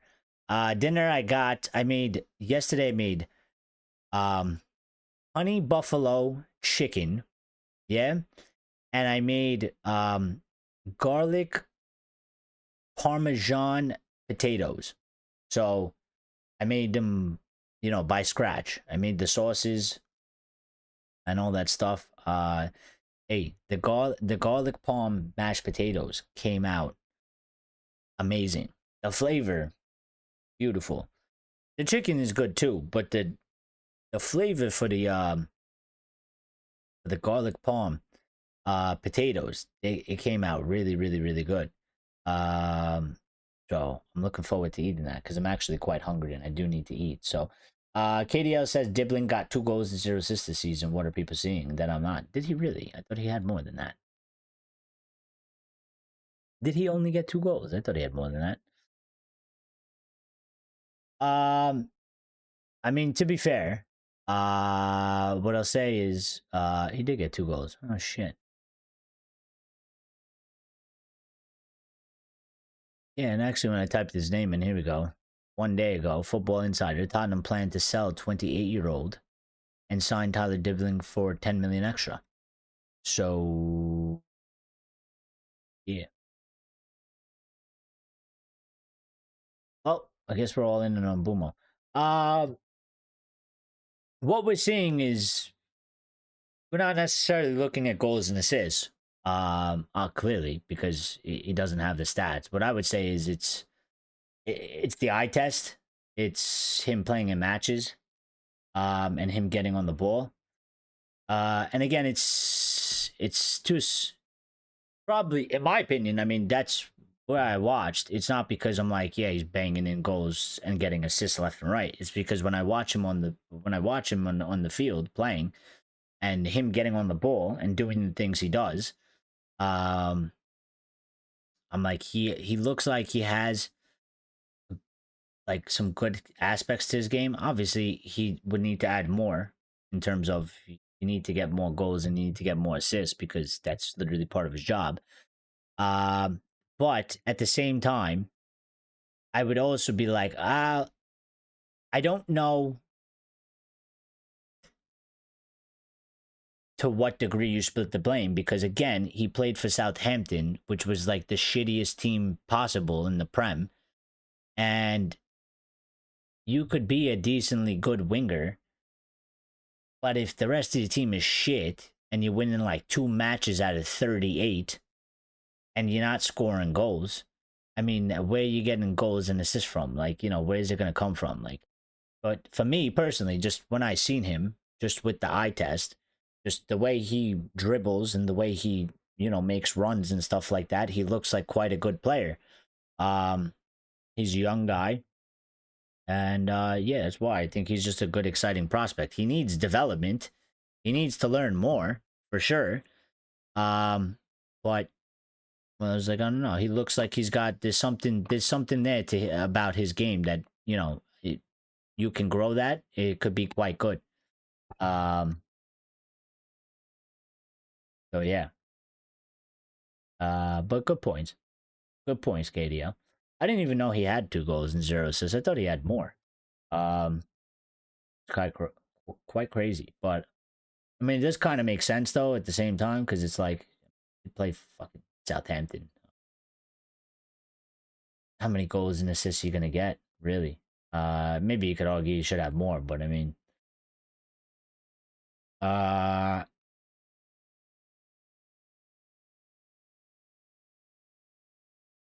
it's fine, and Daryl. We appreciate that.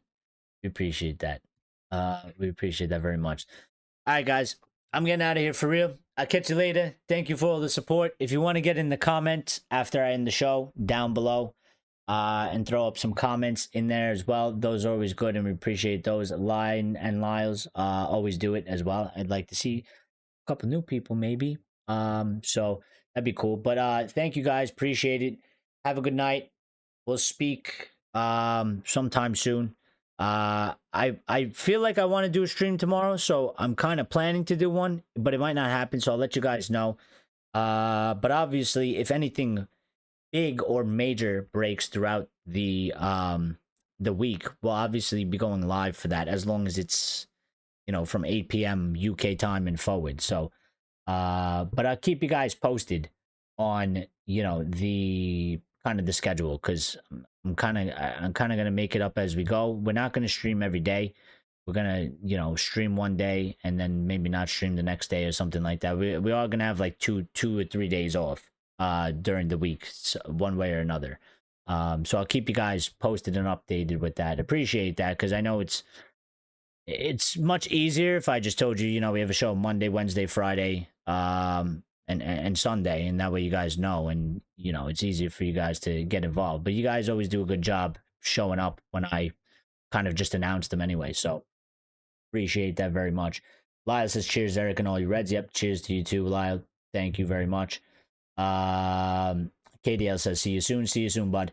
Lion says, catch y'all on the flip side. Yeah, I'll see you guys in the Discord as well. I mean, if you're not in the Discord, I won't see you, but if you are in there, we'll be talking later or something like that. So and Andera says, I know a fair few of my football friends who go into these channels and contribute as well. Cheers, everyone. Good night. Thank you, Andera. Have a good night. Appreciate you being here, buddy. And we will talk later.